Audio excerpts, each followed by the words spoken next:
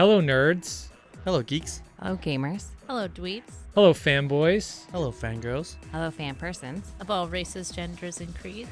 Welcome to today's episode of Meanwhile Back on the Podcast. I'm Saba. I'm Christina. Frank. I'm Chris.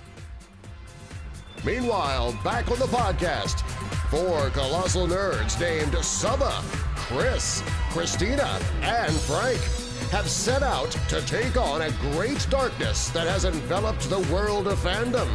With their powers of common sense and the strength to take on even the most butthurt Twitter mobs and insufferable comment section trolls, they fight for truth, objectivity, and nuance in the conversation and debate over fictional made-up shit. Today we've got a lot to talk about, but before we get into it, guys, anything new? What's up?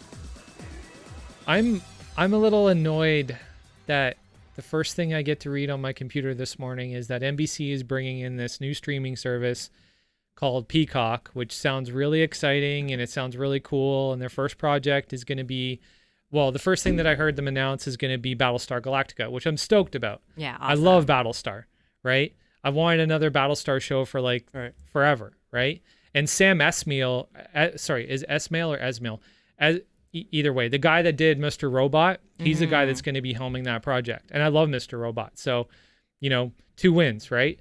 But then they're rebooting Punky Brewster, Saved by the Bell, The Office. Yeah. Like, there are no new ideas. There's no new content coming out. There's nobody with any fresh ideas or any fresh concepts. Yeah. It's weird because there's so many things that they could create. Yeah, they're just throwing shit on the wall and like waiting for something to stick. It's so annoying. Exactly. There was another thing that happened, I think, today I was reading that someone was mentioning that they wanted to remake Princess Bride. And people were like, yes, no. I saw that too. No. And then Carrie Elwes, who plays Wesley, was like, there's so few perfect movies. Let's not Don't touch take this. That movie's so good. Yeah. So it's like, I can understand the idea of a remake or a redo when time has gone by. And, with comic book movies, you see that a lot because there's so many iterations of the character. Yeah. But, do we really need Saved by the Bell 2.0? The projects that are the projects that are inspired well. Like King Kong with Peter Jackson, the word was like, Peter Jackson was redoing King Kong, so I was so down for that. But it's like, they're remaking this. It's not because they had a good idea or a good fresh take. It's let's make some money. Yes. And it's like, fuck, stop doing that, guys. Or just fill the void, right? Fill the void, exactly. And we're basically entering the streaming wars now, right? So NBC's got their own service. Apple's got their own service. Just a mad grab for properties. Netflix has got their own service, obviously. Disney's got their own service. ABC's getting its own service. They're all going to the fucking streaming market. The only good thing that comes out of that is we get rid of television completely. Like the whole cable box, the commercials, like when we all rejoiced when TiVo came out and we thought that we would no longer see commercials anymore, like that's where we're headed now. I'm kind of going to miss some commercials, I feel. I don't watch TV often, but watch last them night... on New Year's when they do the countdown of the we'll funniest see when commercials. they give you ads. I saw they'll definitely find a way to serve them to us. I saw a still, Charmin commercial yesterday with this the little bear doing like a dance because he I don't know, it was funny. Cute. But have you seen the trucks where they project stuff onto walls and stuff? I've seen those trucks. Yes, that's insane. Yes, I have. Why am I being like? Why are beams flashing into my eyes as I'm driving at night? There's a book I just finished about it's a sci-fi book, and in the future, if you're walking, there's the sidewalks just have screens on them, and it just it's like you're either watching something or there's ads being put in your face. It's like that could be reality. Yeah, you know what I mean? That's pretty scary. Wow. Yeah. So we are moving away from that, and then the hope is with these different streaming services, you're not getting the same thing over again, but to them it might just be an easy bet. Which I don't think it is, though. I don't know if a lot of people want 2.0s of these shows. I mean, The Office hasn't even been gone for that long. People will watch it, though. That's the thing. That's true.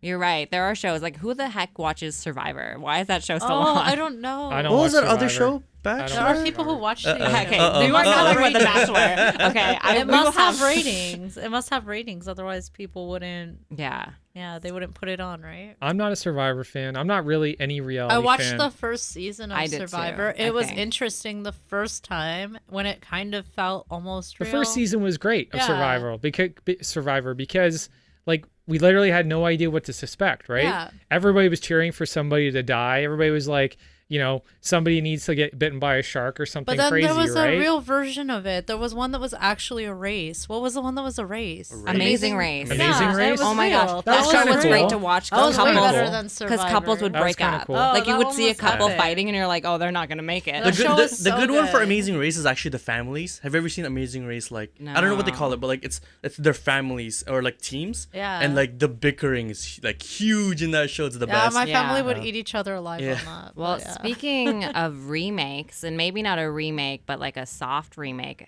they're calling it. James Gunn posted on Twitter, basically, the tweet said, "Don't get too attached," and a list of names announcing Suicide Squad, which they're not Yeah. calling Suicide Squad 2 No, at all. no. They're calling it the Suicide Squad. The Suicide Squad. And they're adopting the old logo from the comic books. So I think that's kind of funny. A funny way to name it. Well, the names on the list are like crazy. Like, Yeah. and also very random. Like you Yeah. have like Taika Waititi, and then you have Yeah. like Pete Davidson. And Yeah. and then also the whole line like "don't get too attached," Yeah, which a lot of people basically are tells gonna you, die. yeah, Well, as they should, because Suicide Squad. That was like Yeah. the fun of Suicide Squad. Yeah. But like, I'm afraid that they're not. So when I first saw Suicide Squad, I thought like some characters didn't need to be there. So Katana, which is one of my favorite characters in the thing in comics, shouldn't have been there. Like she was barely, like she didn't have a story, right? She was just like slicing at people. well, she was Rick Flag's bodyguard, basically. right. But like the thing is, like, Yeah. if you're gonna like jam, I'm not saying this is what's gonna happen with James Gunn's project, but if you're just gonna jam in a bunch of characters that were there and not have any arcs for them, Yeah. like the fans of those characters aren't gonna like that. No, The- you make like, a good point, Exhibit yeah. A, like with Katana, right? Yeah. No, Yeah. I think that makes sense. And I do like that. It's interesting because James Gunn, we know him from other things, but the main thing is Guardians of the Galaxy Yeah. and him taking on the mantle, and the fact that they're calling it a soft reboot, right? So even though Suicide Squad did make a lot of money, it was really panned by critics. Yeah. Obviously, not everyone was a fan of like the Jared Leto Joker, Yeah. and the story as well could kind of fall flat. So I wonder what they're taking from that and what they're not. So we already know some people are being like casted the same. So Margot Robbie is Harley Quinn. Viola Davis is going to be there, and she's amazing. I didn't see that tweet, but like I was gonna say like Viola Davis better play. She's better playing play Waller. Waller because Yeah. she was amazing. She was great as Waller. Yeah, no, for sure. And Jai Courtney's coming back as Captain Boomerang. And it looks like Joel Kinnaman's going to be back as Rick Flag, which is the dumbest name in comic books. Yeah. Not Joel Kinnaman. I like Joel Kinnaman. Rick Flag's the dumbest name. And they got a lot of cool new additions too. And I don't know who you guys are excited about, but I'll give you my short list. Michael Rooker, definitely. I love Michael Rooker. He's worked with James Gunn in the past.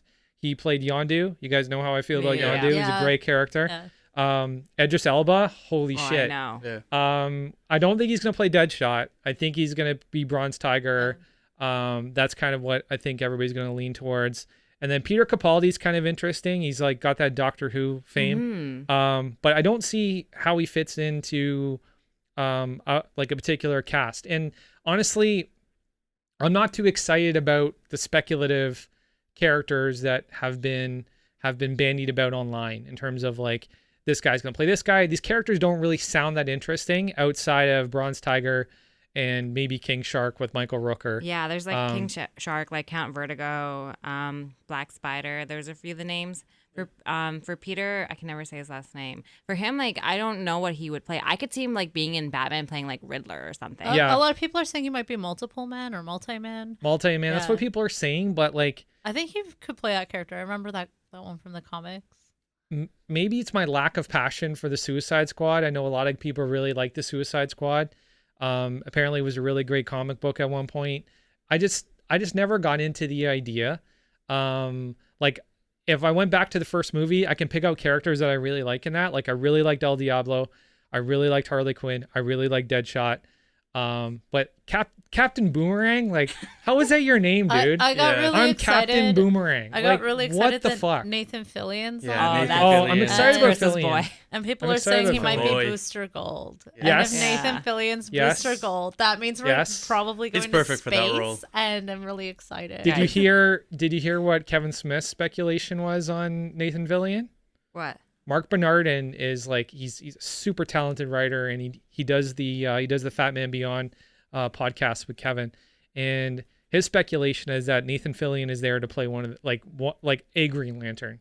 Oh, really? Oh, maybe. So the Green Lantern is going to be give part of the me a Suicide Nathan Squad. Fillion Green Lantern, please. But does he fit into the context of the Don't Suicide Squad? don't make though? him part of the squad. Right. Make him like the Batman. You know, like Batman in Suicide Squad 1. It's just like, because that's what I really like about Suicide Squad, the comic books, and the movie. If you guys ever seen the movie, the animated movie, like Batman was like the bad guy essentially, because it's like it was mostly about Joker, but like Batman, like the heroes are now the antagonists, which is like a really good, like really weird thing to be doing as a fan of comic books, like rooting for these bad guys. And I think that was the magic that the movie didn't capture. Right. Like the Suicide Squad movie, if they leaned more towards that, I think it would have done a lot better. So yeah, that's like going on to the point, like what do you think Gunn is going to do differently than Ayer? Like where will the changes, because it's true, like the first one made a lot of money, people didn't really like it. Yeah. I would say was the consensus. Did you guys like it? I did. I liked, I don't know, man. Like I wanted to like it. I don't think I did. I liked some parts of it. There was no conflict. It was just like they created their own conflict. That, you know what I mean? Yeah. There were a few scenes that really grabbed my attention. I really liked in the bar with El Diablo talking about what he did to his wife and all that. Like that was really, that was really deep, and it was one of those moments that you can really remember, that kind of sticks with you as far as from films go. And then the whole flashbacks with Deadshot and Batman, that was really dope. Batman. I gotta say, I like Will Smith as Deadshot. Did you? Like, am I like I'm pretty sure I'm a minority, but I like Will Smith in anything, and I do like Will Smith in anything as well. I didn't mind. I thought the characters were pretty fun in Suicide Squad, but I think I would agree. Like there was no because climax to the movie. Yeah, you really need like a good push to keep like a Yeah. plot going. And I think they were like, we have all these characters, like that's what we have. And it's like characters are great, but you need a plot to like move it. And the forward. thing was like the plot, the conflict sounded good on paper, definitely. Right. But the thing is like the whole magic of Suicide Squad is we're so desperate that we need the Suicide Squad because there's superpowers out there. Exactly. That's Waller's whole thing. Yeah. But when they created their own conflict, because like the bad guy there was part of the Suicide Squad, right? Yeah. So it's like when they created their own conflict, then that magic of we need these guys because we're so desperate is gone. Because it's like you know what I mean? It's a closed conflict. Like if you guys weren't here, you wouldn't have a conflict to fight. So it's like it was like I would have loved Waller making a move against the Justice League or something like that, right? Like that's what I wanted to see. That would have been dope, right? That would have been really good. I want to see your movie, because that would have been really awesome. There was an episode in if I may. There was an episode in Justice League, one of my favorite episodes, where I think Task Force X or something they called it. Like yeah, they did. Rick Flag, Captain Boomerang. So I know you don't like Captain Boomerang. He actually evolves in the comics. He becomes much cooler. Rick Flag and Captain Boomerang essentially like a rendition of Suicide Squad sneak into the Justice League Tower, and they beat the Justice League, and that's what I wanted to see in that movie. Yeah, that was really and, cool. they stole like something from the Justice League, and like really they stared down the Martian, which is like one of the most powerful beings ever, and they beat him. And it was like I loved that whole thing, and that's what I really wanted to see, and that magic just wasn't there. Or at least if it was going to be a small conflict, then it should have like led up to some kind of build up for the next movie. Yeah. Although I'm not a big fan of that, where it's like movies are just like essentially elaborate trailers for the next movie. I'm not a big fan, but build up is always good. I agree. I don't mind. I don't mind if the first movie like feels good enough. Its own movie. Yeah. But yeah. How did you guys feel about Enchantress as a villain? Because I really didn't connect with it. Like all that dancing and stuff, I was just like, what is going on? Like, do you think it had to do with like the character they've made or like the actress itself? No, like I didn't have a problem with Carla? Cara Delevingne. Yeah, she was great, right? She's fine, but writing into the story that she's dancing while she's attacking people and like talking like all demonic to them and shit was just weird. I thought it was kind of fun. No, it was not fun. Well, the thing is like I'm just like I'm sitting in my seat. I'm sitting in my seat and I look up the screen and this woman's dancing while they're fucking like basically trying to surround her and like coming up with a plan. And I just like, fuck, man, you totally pulled me out of the movie. Totally pulled me out of the movie. So my problem with Enchantress was, so like her whole thing is like it brings a really cool conflict to Rick Flag because he loves the woman. Yes. But the thing is, my problem was like literally made a possessed, like you made the enemy like an entity instead of a character. Yeah. And that's hard to connect with, right? It's like it's not her, it's not Enchantress, it's that demon, right? So it's like what am I supposed to connect to? It's just a literally a baddie. It becomes one of those mustache twirly type villains because they're a villain for the sake of being a villain. You don't know right? what they want. It takes the humanity out, it takes the motivation out, right? Great point, Chris. Yeah. I think another difference, and this is something I think, Frank, you kind of had in your notes and stuff, was that the music is like a really big deal for James Gunn. And we know like music also played a part in the first one, but for Guardians of the Galaxy 1 and 2, like those soundtracks were like such a big thing. And I wonder if he'll be bringing like more of that into it as well. I think just like, I don't think they're going to completely like get rid of the first one. Like that didn't happen. I don't think that's going to be the case. No. But it's definitely because they're calling it like a soft reboot in that sense. I do think that they'll take bits and parts of it, but James Gunn is probably like going to go do his own thing. And I think like that's what like DC wants him to do. Like, go fix this. So I'm very excited about Taika Waititi being in it. I don't know what he's doing. Yeah.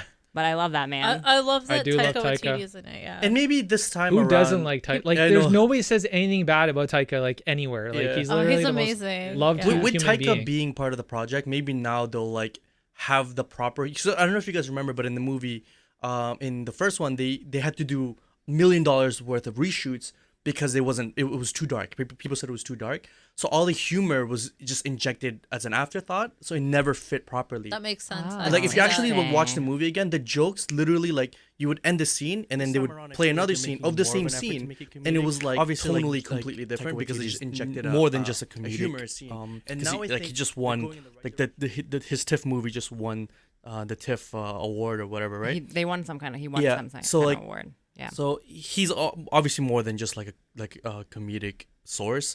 But I think this time around they'll have the attitude nailed down, right? The whole spunky like Suicide Squad. And attitude. James Gunn has that too, and we see that with like Guardians of the Galaxy as well. Like he's sort of taken this ragtag team of people who like don't quite fit together and created this like epic good point. team. That is a great point. So I can see I him felt like doing that was again. something that was missing from the movie. I didn't understand. I didn't feel like they kind of wanted to play together and all that. That could have been fun. Yeah. But like, yeah, you're right. Like it was just individual characters being pushed together. Yeah. Yeah. I get it for sure. And speaking of, new movies coming out of DC, so guys, rumor has it that Warner Bros. Wants Abrams and Guns to team up to helm the DC cinematic universe. So the last few movies, we've sort of seen them taking a different route. It's sort of departing from the Snyderverse. So what are your guys' thoughts? Good? Bad? Well, I'm gonna miss the Snyderverse, but you hit the nail on the head. They've definitely been departing from it. Aquaman was a very bright and sunny and uplifting type of movie. There was really no darkness. Nobody used a gun. Superman didn't kill anybody.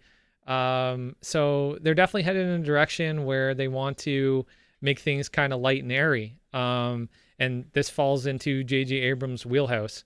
James Gunn, I'm excited to see that James Gunn is being talked about in the same sentence as far as J.J. Abrams and DC, because I think James Gunn is kind of what the DC universe is missing, which is someone that can tell a compelling, interesting, original story, but at the same time give you a little bit of, deep connected humanity, and literally take any property you have and literally find the real connection point, like you did with Guardians of the Galaxy, right? Like nobody thought we were going to like Guardians of the Galaxy, right? Everybody, we're like, oh, fuck, why the hell are they doing Guardians of the Galaxy? That was like the worst comic book ever. Like, fuck Star-Lord, fuck Groot, fuck all this shit, right? Goodness. And then Blasphemous. Right. and then we saw the trailer and we're like, holy shit, we got to go see this movie. And we went and saw this movie and we all fell in love with it. And the other thing I will say for James Gunn, the thing he did was he definitely pulled in fans that were not necessarily Marvel fans. Yes. And that's what they 100%. need. And this is something I've sort of mentioned before. And with the Snyderverse, like not everyone is going to like that type of movie. No. And that's just like a fact. With the MCU, what they sort of did well is that they had these different directors who had different vibes. The first two, Thor with Kenneth Branagh, I guess, was directing those. And then the third with Taika Waititi. You have Jon Favreau for Iron Man, the Russo brothers. Everyone's sort of bringing their own vibes in to sort of create the story, meanwhile having a story in place. Right. Which made sense because they brought their own vibes to certain characters, and then they brought those characters together through overarching story points. And almost And all they the gave him Go ahead. a master of containing these characters and like so Josh Whedon, who did Avengers, like he was a master at like taking these separate elements and putting them together and mashing them all up. Some say he did it too well, and it was like it was too every character was too much of a caricature of themselves. But no one can deny that he's really good at preserving certain characters the way they are, and then mixing them together to make like this like alchemy of you're gonna say. See, that's a good point, because I think Gunn is a very similar skill set. Yeah, right? exactly. I agree. Like I almost feel like Gunn is like a skinnier, more spectacled version of Joss Whedon. But I would say Joss is a little bit more.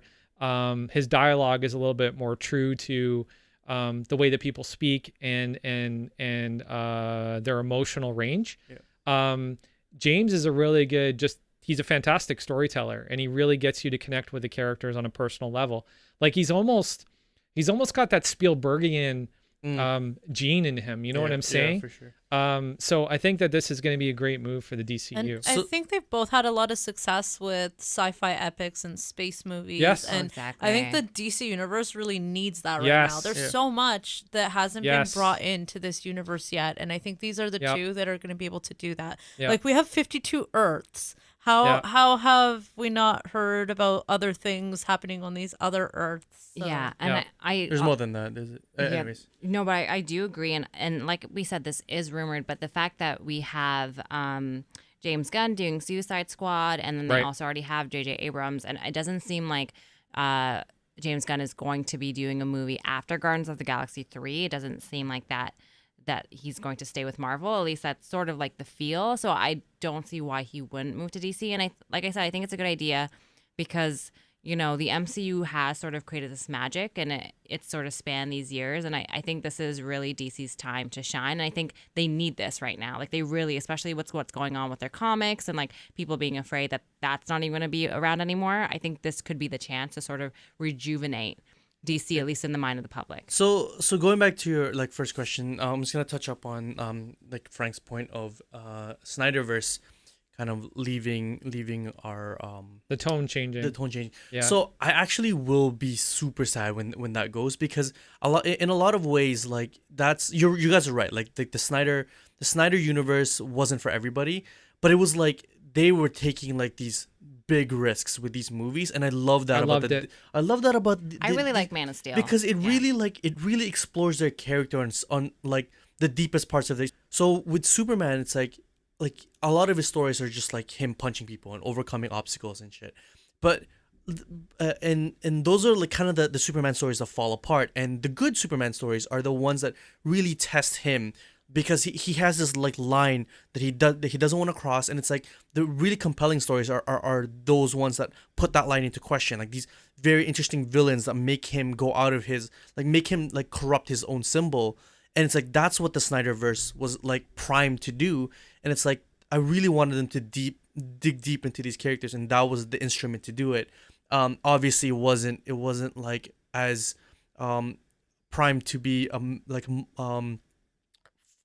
good for everybody to like get audiences out, like in a wider audience like the MCU, but like I really give a lot of credit to DC for putting all those risks, right? Like getting it dark and like asking the philosophical questions that they should be asking. I think Snyder gave us, and we can touch on Snyder a little bit more. I think Snyder gave us a Superman that we didn't get with Christopher Reeve's Superman, which is a Superman that is aware that he's on a different planet, that he's from another planet, and that he really doesn't have any real deeper connection to where he is, right? He has a connection to the people, but he doesn't have a connection to where he is, right? So he's kind of like, he knows he needs to hide, right? He knows how the importance of like how important it is for him to hide. Like we see Pa Kent literally decide to die instead of having his son rescue him, because he didn't want him to show himself, right? Exactly. And I think that speaks volumes about the type of Superman that Zack Snyder was trying to give us,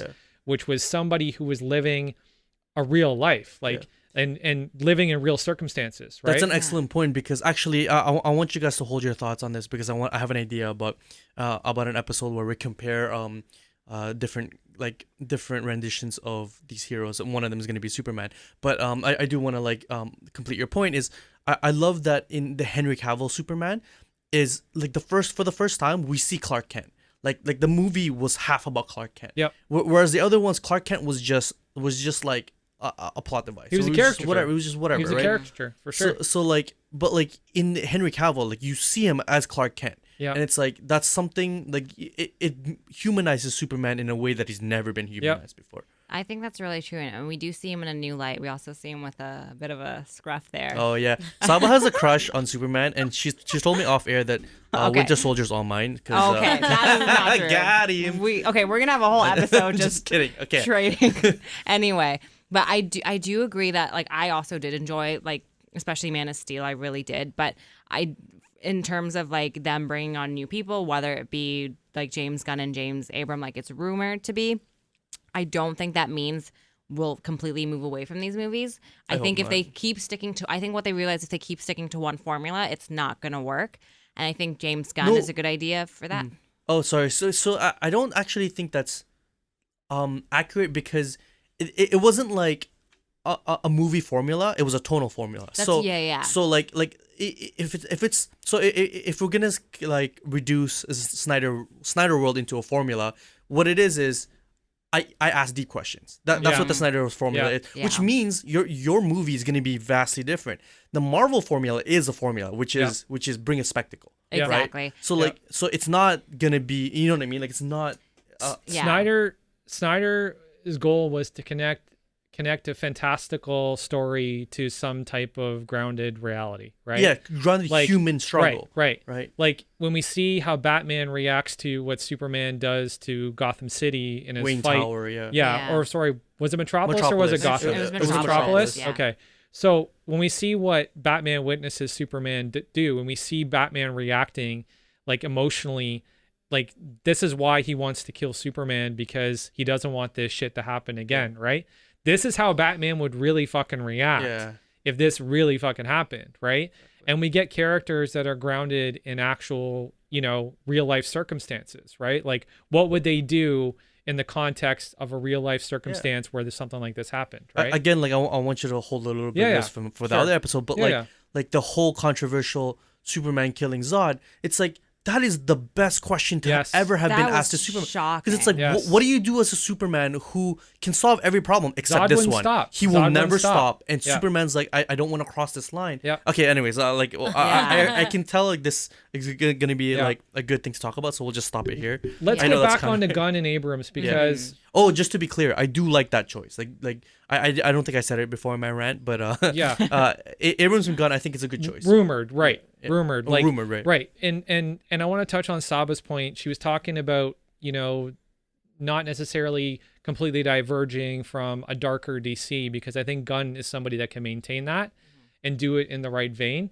And I think Abrams will probably balance him out. I think it's almost going to be a balancing act where Gunn will have ideas that are a little bit more cutting edge, a little bit more scarier, a little bit more risky. And then Abrams will be the guy that will basically tell you exactly what needs to be done to get the big box offices, right?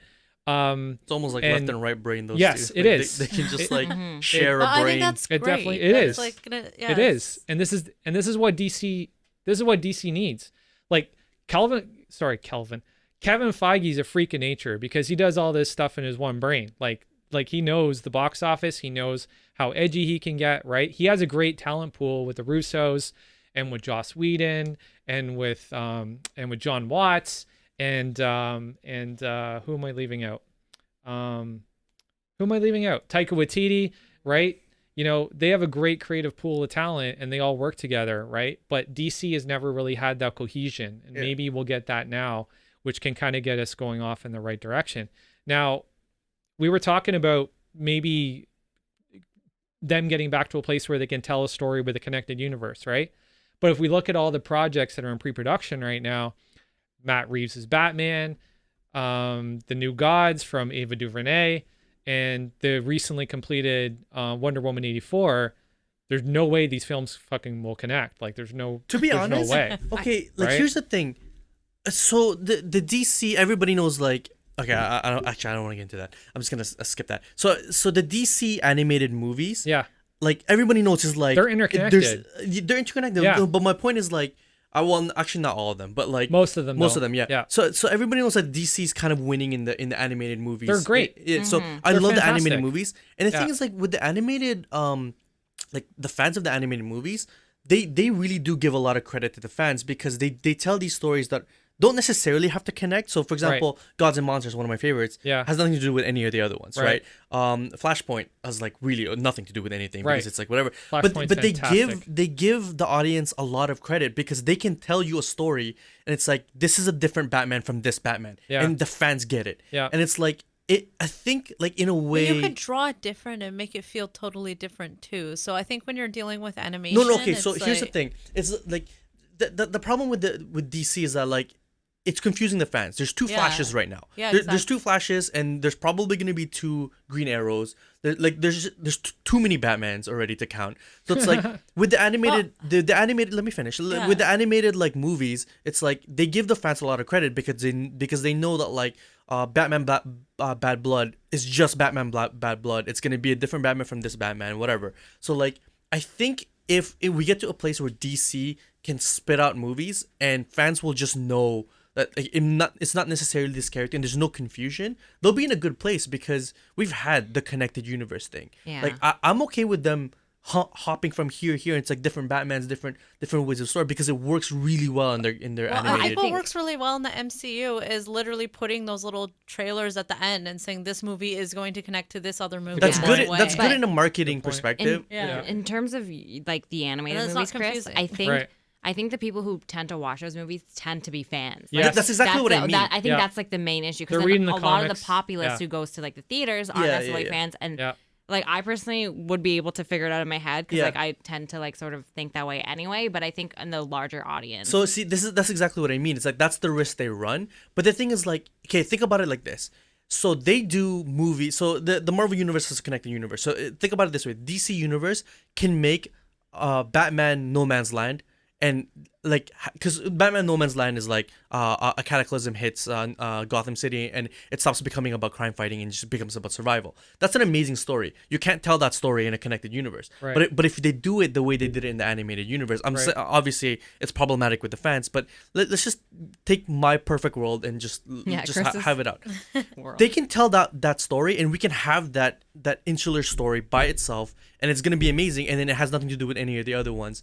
And it's like, so like, I don't know, like if we can condition the fans in a way that isn't gonna confuse them, I think DC would be in a good place because they can explore all of these spaces without having to worry about stepping on somebody else's toes. Right. Right. It's like you know what I mean? Like Dark Knight, we've already had it with the Dark Knight. Like Dark Knight's not connected to anything. But if you're gonna if you're gonna cast like the same actors, then obviously you would expect But it they to be wouldn't, though. connected. Okay, yeah. So they casted so that's how Patterson maybe as that's a how younger they could Batman. do it. Maybe Yeah. they could do it by casting the same people. But if you're jumping around in different Yeah. time periods, you can never be sure if it's connected. No, or but that's the not. thing. Like with Patterson, like they wanted a younger Batman. Patterson. But Patterson, whatever. Way to be a Twilight fan. I'm not.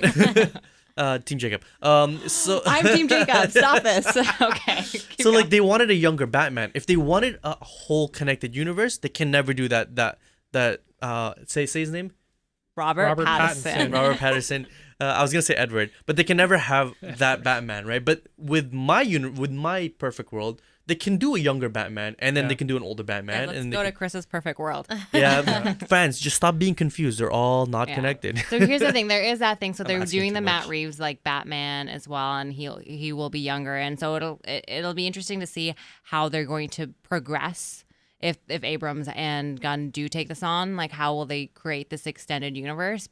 You know, are they sort of retconning a lot of the stuff that's already happened? I mean, you know, with Suicide Squad, like we said earlier, it's supposed to be like a soft reboot, whatever that means. So there's a lot of ways we can go. If this is true, I think, DC stockholders and, DC fans should be pretty happy. They should be stoked. Because this is an amazing combo. Like one of you guys said, like left brain, right brain. I think that's a really good way of looking at it. Dynamic duo of creativity. Yeah. And I hope they work well together. Yeah. I think they will. I think if it does happen to be true, Let's I think hope. it'll be great. Yeah. Let's hope. Yeah. Yeah, I'm all for it, man. Like, Sorry about my let's long make rant, it by the way, happen. boys. Let's make it happen for sure. So, I think the other part of the story was didn't JJ wasn't he given carte blanche as far as what he wants to do next in terms of he DC? basically has like full reins of what he wants to do. He's like a kid in a candy store picking up. And I know, Frank, there's something you want him to do real bad. That sounded like an innuendo, but keep going. Wow. Yeah, but we need I want him to do the Green Lantern Corps movie or a Green Lantern movie. However, I don't want him to have choice of casting because I know he's going to choose Tom Cruise. And I don't want to see Tom Cruise as Green Lantern. He could be Guy Gardner. Who cares? It's just Guy Gardner. Tom Cruise is Guy Gardner. I don't know about that, man. I don't know about that. But I know. But I think that so we're talking hypothetically about tying in the DCEU with Abrams and Gunn helming the project, right? So there's not really a lot of ways they can go because most of the properties are spoken for, right? Batman's spoken for. I don't see Abrams going to Superman because he already wrote his script long time ago. And I don't know if Warner Brothers got too excited about it or whatever. But I see with Gunn's skill set, his strengths, and J.J. Abrams' experience with Star Trek and Star Wars, it just makes sense that they do a Green Lantern Corps movie because of all the space elements and the space opera kind of style thing that they could possibly do with this, right? I'd be really excited. I think that's like the leading rumor of like the movie. And it's like, I was really surprised. I think I mentioned this before that like that Green Lantern wasn't really in the Justice League. I know in like the Snyder cut, apparently he's in the magical Snyder cut. But I was really surprised that character isn't there. And I think it's a character that DC fans really want to see. Yeah. And I think that's the key to I'm dying to see unlocking some of the multiverse stuff and bringing in a lot of new properties and characters there's so much universe. stuff they can bring in, right? Like, we were supposed to get Darkseid, and the rumored Snyder cut was going to take us to a place where we would meet Darkseid and the Apocalyptans and the New Gods and all that, right? And here's the opportunity to connect to Apocalypse, to Darkseid, maybe even to Lobo. Like, there's all kinds of amazing characters in the context of space for the DCEU, right? So I read that Or the DCU. there's a Suicide Squad story where they actually go to Apocalypse, and that could potentially be something that Gunn could draw from. Wow. Well, what if they So combine, maybe that's like why they work Gunn together is in and charge do of that project. That's 'cause that'd actually be not pretty too epic. crazy. That's actually And not there's too so many crazy. characters, like so many people would die if they went to Apocalypse. Like, That's maybe why it's such a big cast, because you're gonna it's kill them off essentially on hell. Apocalypse. They're essentially going to Yeah, hell. Apocalypse is nuts. Yeah. Apocalypse is pretty I cool. mean, that'd be pretty freaking See, epic. If that's the movie, I'm gonna lose my. It's a mind. shame that like the god awful Green Lantern movie kind of shot like the property of Green Lantern because the consensus was like Green Lantern's just not profitable because of the character, because it wasn't popular enough. But that's really not true. I think Abrams and Gunn could prove that wrong. If he does do a space movie for the Suicide Squad, I think they'll just bring in some of that into That could be cool. With Gunn and J.J. Abrams, like it'd be really. It can really put a lot of confidence back into. I already have more confidence just to hear that this is being talked about. Like, right? I think they can trust that they'll do Green Lantern and it'll make money. Yeah. Like, and it's cool that we're kind of in an age now where like fans are really caring about who's directing and who's writing, and like these things really mean a lot, especially because we've sort of seen, like you said in the past, like some of these characters not being done the way we want them to be done, not necessarily because of casting, but because of story. So I do think Green Lantern's a really big possibility. I know, Frank, you said you don't think Superman is. I don't know. I feel like we could still see Superman. I mean, when you think of DC, that is a big one. But, there's a lot of things we can do. And it is a rumor that they will be working together. I mean, I really want it to be true. And I think there's a really good chance of it being true with seeing how things are going. My only hesitation with the Superman thing is that we're We're not going to get the Superman that I fell in love with, which is Henry Cavill's portrayal of Superman. Same. And this grounded version of Clark Kent, you know, and seeing Superman deal with real consequences, right? Like, that's what I want. I don't want like, you don't want the Captain Marvel version of Superman. That's a way of putting it, but like, I didn't mind the Richard Donner, like the first couple Superman movies, they were great. But in terms of just being able to, like, you know, be the smiley, you know, Americana type Superman, I'm not interested in that shit. Like, it just doesn't do anything for me. Abrams and Gunn wouldn't do that. I can understand. Abrams would. Gunn might not. Yeah. Gunn might be like, no, let's take the story in this direction. Because I did also like Henry Cavill's Superman. I thought he was great. Yeah. And cute. I like Dark Superman. But we already know that, okay, so Green Lantern is obviously one movie that we think JJ might be picking up. So what other properties do you think he wants to maybe explore? I'm thinking Superman right off the bat. So, and there was a rumor out there that if they do Superman, what if they want to do it like younger as well? Because there's like the Robert Pattinson one and maybe do like a younger story. Or if they want to like pull in Henry Cavill again and have that like Man of Steel too, which I wouldn't mind. I think they'll be relying on the Justice League Corps for a while. Honestly, I'd love to see them do a Martian Manhunter movie. I would love that. But I think if you okay, so we've got someone that already has Wonder Woman. We've got somebody that already has Batman. Superman, you know, last time it got touched was by Zack Snyder. I think just by process of elimination, I think we're looking at the Flash. Or we're looking at the Green Lanterns. But isn't there Flash already in production? It somewhat is. Like there's discussions about it, but there isn't like I don't think they've finalized the script yet. Ezra Miller is going to be playing Barry Allen, I think. Yeah. It shouldn't be Ezra Miller. It should be Grant Gustin from the TV series. So a lot of people are saying that actually. Even one of the person who plays Thea on Arrow was saying that they should have like pulled from that, and there was actually like some controversies in between the two. Apparently they had like a whole Suicide Squad in Arrow that they were going to do, but they kind of had to cut that out and stop because of the TV show. I think Grant Gustin is an amazing He's an Flash. amazing actor. I love him. He's an amazing actor. I love his outfit inside Justice League, like the Flash more than I like the Flash one in the show. Me too. So guys, the Flash one in the show, doesn't his head look huge? Well, it's huge. They gave him a new costume for this season coming up. They did. But don't say anything because I'm not cut up. But they didn't do the gold boots. Oh, they should have done that. I want gold boots. I want the gold belt. I want all the gold accents. The show Flash is Barry Allen to me, right? He plays like the Justice League Flash felt like a new Flash, and it just wasn't. It was a mix. It was a mix of Wally West and Barry Allen. Yeah, that's what I thought, right? And honestly, I feel like Grant Gustin is a mix of Barry Allen and Wally West a little bit too. Yeah. But he's a great Flash. He is. Yeah, he's fantastic. But I do love Ezra Miller. It's hard to nail down a Flash character, I guess. But but I don't know. They could do it, and they need the humor. Like I always feel the DC movies, their humor is like injected. Yeah. Like it felt like I gotta say, like the Aquaman humor is actually hilarious. I like Aquaman. A lot of it was good. He's a big departure from his original, but his original was not marketable whatsoever. Yeah, for sure. But like the new version is like feels really funny, but a lot of it is out of place. Like it's like tonally, it just feels weird.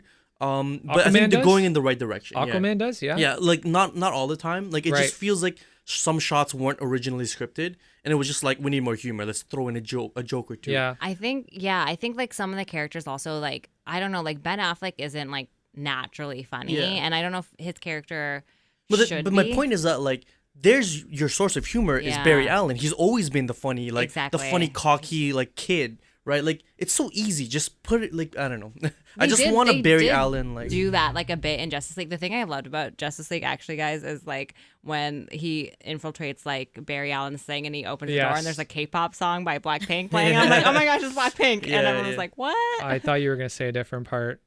Oh, okay. Yeah. We have two different train of thoughts right now. K-pop, nice. But yeah, so yeah, there's a lot of ways that this could go, really, and I'm sure like in the coming months we'll probably hear like a lot more speculation. Yep. So since we've been talking about DC and there's a lot of properties that they haven't explored yet, we thought it'd be really fun for us to sort of go through our own sort of wish list of, a movie that we'd really like to see about our favorite DC character, who we cast, who the director would be. And Chris, why don't you start with yours? Yeah. So I wanted to do, my idea was Robin Wars from the New 52, not the New Rebirth. I just like the whole Bat family. Like, it was really cool to see them have an outing together. It was this big crossover event with all the different running Robins storylines, and I loved it because Bruce Wayne wasn't there. Like, it was just the sons of Bruce Wayne, and they were all like working together, and it was against the Court of Owls, which is like the second coolest. I'll say League of Shadows is pretty cool, but like there's cool like assassin guild that's like trying to take over Gotham, or trying to like coax Dick Grayson into being one of their ranks because he's a prophecy. But yeah, I've always loved the Robins, and to cast them, I thought of for Dick Grayson. It was really hard for me to pick Dick Grayson because he's one of my favorite characters. Actually, probably my favorite DC character. Gosh, same. Yo, I said it first. Okay, I said it whatever. first, yo. But so I couldn't cast him. So I actually just took my brother's choice for Dick Grayson, which is Ian Somerhalder, like Boone from Lost. Also, if you guys know, also Vampire Damon Diaries. from Vampire Diaries. I used to have a poster of him up on my wall. He'd have to have a cool, like, he'd have to grow out his hair. It'd have to be some like cool bangs. He's a little like has. Frank mentioned this character before that he's like a little too skinny. I like the They'll one. work him out, man. Okay. They'll give him some pecs, bro. I like the one they cast in Titans. Yeah. I like him He's too, but I don't want to like reuse somebody. even though, okay, so I'm gonna say right now, Jim Gordon is gonna be Gary Oldman, because I'm gonna reuse that what one. a fresh thought. You shut up.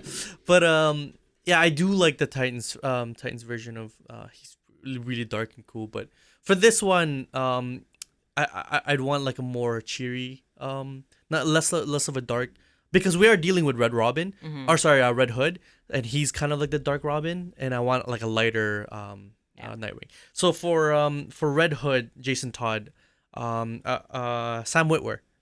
So Sam Witwer is I don't know if you guys know, he's great. Being Human, and yeah, he's in Supergirl. But like really I know him from Starkiller, Force Awakens. It's a video game, and also Days Gone. The new he does a lot of video games. I think he's got like the anger and the darkness and like the scowl. Oh yeah, dude, he can channel that shit. Like, yeah, he can channel that. You right? see him do Darth Maul, like Yeah. he can channel darkness. Oh yeah, he's great. Starkiller? Oh no, Darth Maul too. He did Darth Maul in Star Wars Rebels and that's cool. and Clone Wars. Yeah. For Red Robin, Tim Drake, I chose Dylan O'Brien from Maze Runner. Maze Runner, yeah. Maze Runner. I don't know, like, I guess like just because he doesn't have to be like rugged or anything. He He's can just just a be pretty detective. Yeah, he can just and be pull pretty. in all the fangirls Yeah, exactly. Right. and fanboys. And for Damien, And fan person. the current Robin Damien, which is Bruce Wayne's son, Aramis Knight. I think he might be a little too old, but Aramis Knight plays MK in Into the Badlands. I don't know if you guys ever seen Oh, that. he'd be great, dude. He'd Yeah. have like he'd have this sense of arrogance and superiority. Yeah, exactly. He would really drive that. That's great. If it was a little bit younger. I like So that. I'd like to add that if you asked me this question 15 years ago or 20 years ago, for Red Hood, it'd be nobody else but Jensen Ackles, because he plays him in Under the Red Hood, the animated movie, and he was perfect. Like, he had Red Hood down to a T. Nice. But he's just too old now. Damn. Nice. I want to see your movie, dude. Yeah. Oh, for Okay. directing, I'm directing and I'm writing. Okay, I definitely want to see I'll your help movie. you write. Yeah, you Definitely can help wanna me see your write. movie. Yeah, you can you know towel off the Robins if you want. I mean, if I really have Towel to. off the Robin. I mean, it's a hard Towel job. off Someone the has to do Yo, it. that's what she was fishing for. Oil That's the girl. job that you want. Oil girl. Call him the oil girl. Oh man. But yeah, I'm directing my own movie and Nice. I'm writing my own movie. Hello. Nice. Saba's not thrilled. Fine, Okay, you can be Frank. director of Me and Chris just photography. overlap too much in our likes. Anyway, Frank. Okay. Big shocker coming up here. Oh, man. I would like to do a Batgirl movie. No, I'm kidding. I mean, I want that too. No, I do. I would love to do a Batgirl movie. I really like Batgirl. But honestly, I'm so obsessed with doing something with the Green Lantern. I'm so obsessed with seeing something with the Green Lantern Corps that Corn. Did I say fucking No, corn? no, I want corn. The Green Lantern Corps. You're just too excited. That I place it right above my desire to see an X-Men or Wolverine Oh wow, movie. you're That's crazy. big. Yeah, this is pretty high. This is pretty high. And my cast is going to be, I think some of these will be shockers. So I will pause for gasps. So I want to do an older Hal Jordan, and I want to cast him as Jeffrey Dean Morgan. Negan. Oh yeah. Yeah. Cool. Like clean shaven, but Yeah. like the silver on the sides and all that. But like he's older. He's like, you know, he's kind of like, and I would do it as like a buddy cop thing, like very like kind of Lethal Weapon. Yeah. Like Hal Jordan would be like the older, more experienced cop. And then I'd have Mahershala Ali as Jon Stewart. Nice. James Franco as Kyle Rayner. And That's Really? so good. yeah, the artist, so the artist for the artist, right? So What about Guy Gardner? I'm 'cause he's not either gonna be in it. I'm either doing Tom Hardy or Jesse Plemons. Oh. You remember Jesse Plemons from Breaking Bad? Yeah. Yeah. Yeah, he literally Tom has the same Hardy, jaw though. shape in the comics. That It's is true. crazy. It's crazy. I don't know what my story would be. I think my story would be having something to do with like Hal is like trying to figure out where he's going with his life after he retires from the Corps, and something fucking crazy goes down. Blah blah blah blah blah. I don't know exactly what I would do at this point. However, I know who my directors would be: the Wachowskis and James Gunn. Nice. Yeah. And then for writing, I would have James Mangold and the Wachowskis. And the reason I picked James Mangold is because James Mangold was the writer behind Copland. And if I'm going to do a crazy cop story where cops are kind of in conflict with each other the entire time, because basically the Green Lanterns are cops, I want cops. somebody who understands the sensibilities and the attitudes and the emotions of what it takes to be a police officer. And I'd probably have the guy from The Wire like consult or something. Like, I think that would be fucking dope. So, yeah. So, what other Lantern Corps would you do? Would you do the red storyline? No, or man. Yellow? It has to be yellow. I think things get convoluted very fast if you start like introducing the entire spectrum. Oh, you're I just think gonna what you do need- Green Lantern by itself? No. I think what I would do is I would have Sinestro turning to So who'd you do to be Sinestro? to be the Yellow Lanterns. I think I'd go with Mark Strong again, dude. He was great as Sinestro. He was. He was fucking phenomenal. Yeah, Sinestro. I agree for sure. Like he was awesome. Yeah, Such a wasted movie, man. Like it was casted so perfect. it was, and like And Kilowog, whatever his name is. Kilowog like, was great. Looked perfect. Kilowog right? was fantastic. So was Tomar Ray. All the other aliens looked awesome. Yeah. And then these digital fucking costumes just kind of like ruined it. The constructs weren't that bad though. I like the Like there were constructs. some really cool That constructs. training fight scene, I think if they made a movie with that feel, I would have loved that. Like if Sinestro was the bad guy and it was just Green Lanterns fighting Yellow Lanterns, that would have been an amazing movie. It would have been cool. But instead, it was a fucking trailer for that. Yeah. Like and the crazy thing is Jeff Johns wrote that movie, right? And Jeff Johns has the best Green Lantern run of all time. Like, and for some reason they couldn't take the magic that was in the comic books and turn it into this film for some reason. I don't know what it was. Maybe it was just the director wasn't on the same page with the writer. Possibly. But and Taika I felt Waititi's like- in that movie too. Oh wait, what? Yeah, he's Hal Jordan's buddy Why don't I? Maybe because because it's young Taika. Oh man, I want to. I just want. Anyway, It's young Taika. Yeah. What about you, Christine? What's your project about? Yeah, so I don't know. For me, this was really hard because there's so many characters and properties that are missing from the DC universe for me. One of the main ones I want to see come onto the big screen is Starfire. I Nice. just think that Nice. we could see something different in a movie version of Starfire rather than the TV show version. I feel like in the TV show they were trying to do something gritty and darker, and I just don't Different. think they brought like the Starfire energy into the Teen Titans property there. She's I not agree. flirty enough. Yeah, like, she's not supposed to be flirty and naive, playful she's enough. supposed she to be has no flirty. Starfire Yeah. elements She's supposed whatsoever. to be fun. Yeah. Would I you don't make her an alien? I'm Would so you make her a against visible that. alien? Yeah, she totally needs to be Yeah. an alien. We She need to needs to tie be- her into. She needs to be orange and and red hair. I like the whole element Yeah. of space. Like I've already said this, that Yeah. this element of space is missing from the DC universe. So many for planets me. to explore. And Yeah. she's one of these people that needs to tie into it. And they Cool. also have such a rich multiverse and people from all of these different planets. So characters like Power Girl are missing for me. Booster Gold is from the future. Yeah. Yeah. And he has this like pet robot that follows him around, and he's charismatic and kind of a jerk and hilarious. I love to see him in a movie. Hawk Girl's missing for me. Like I love to see Hawk Girl. Thanagarians. Oh, Yeah. man. She's the best. And Hawkman. Thanagarians would be cool. And I don't know, in terms of who would be casted for these, I think there's so many people who could play these characters. I don't even think it has to be a known actor. It could be sort of anyone. It depends on if they're playing their own movie or characters in another movie. Nice picks. But yeah, I don't know. So for me, that's what I would want to see come to the screen. I think Zatanna would be fun. It would be cool if Zatanna they would be brought great. magic Oh, in. cool. And there's a whole Zatanna would be storyline. great. There's a whole storyline where she kind of like fucks great with picks. Batman's mind so that he likes her a bit more than he Yeah. does normally, and then he like begins to distrust her after that.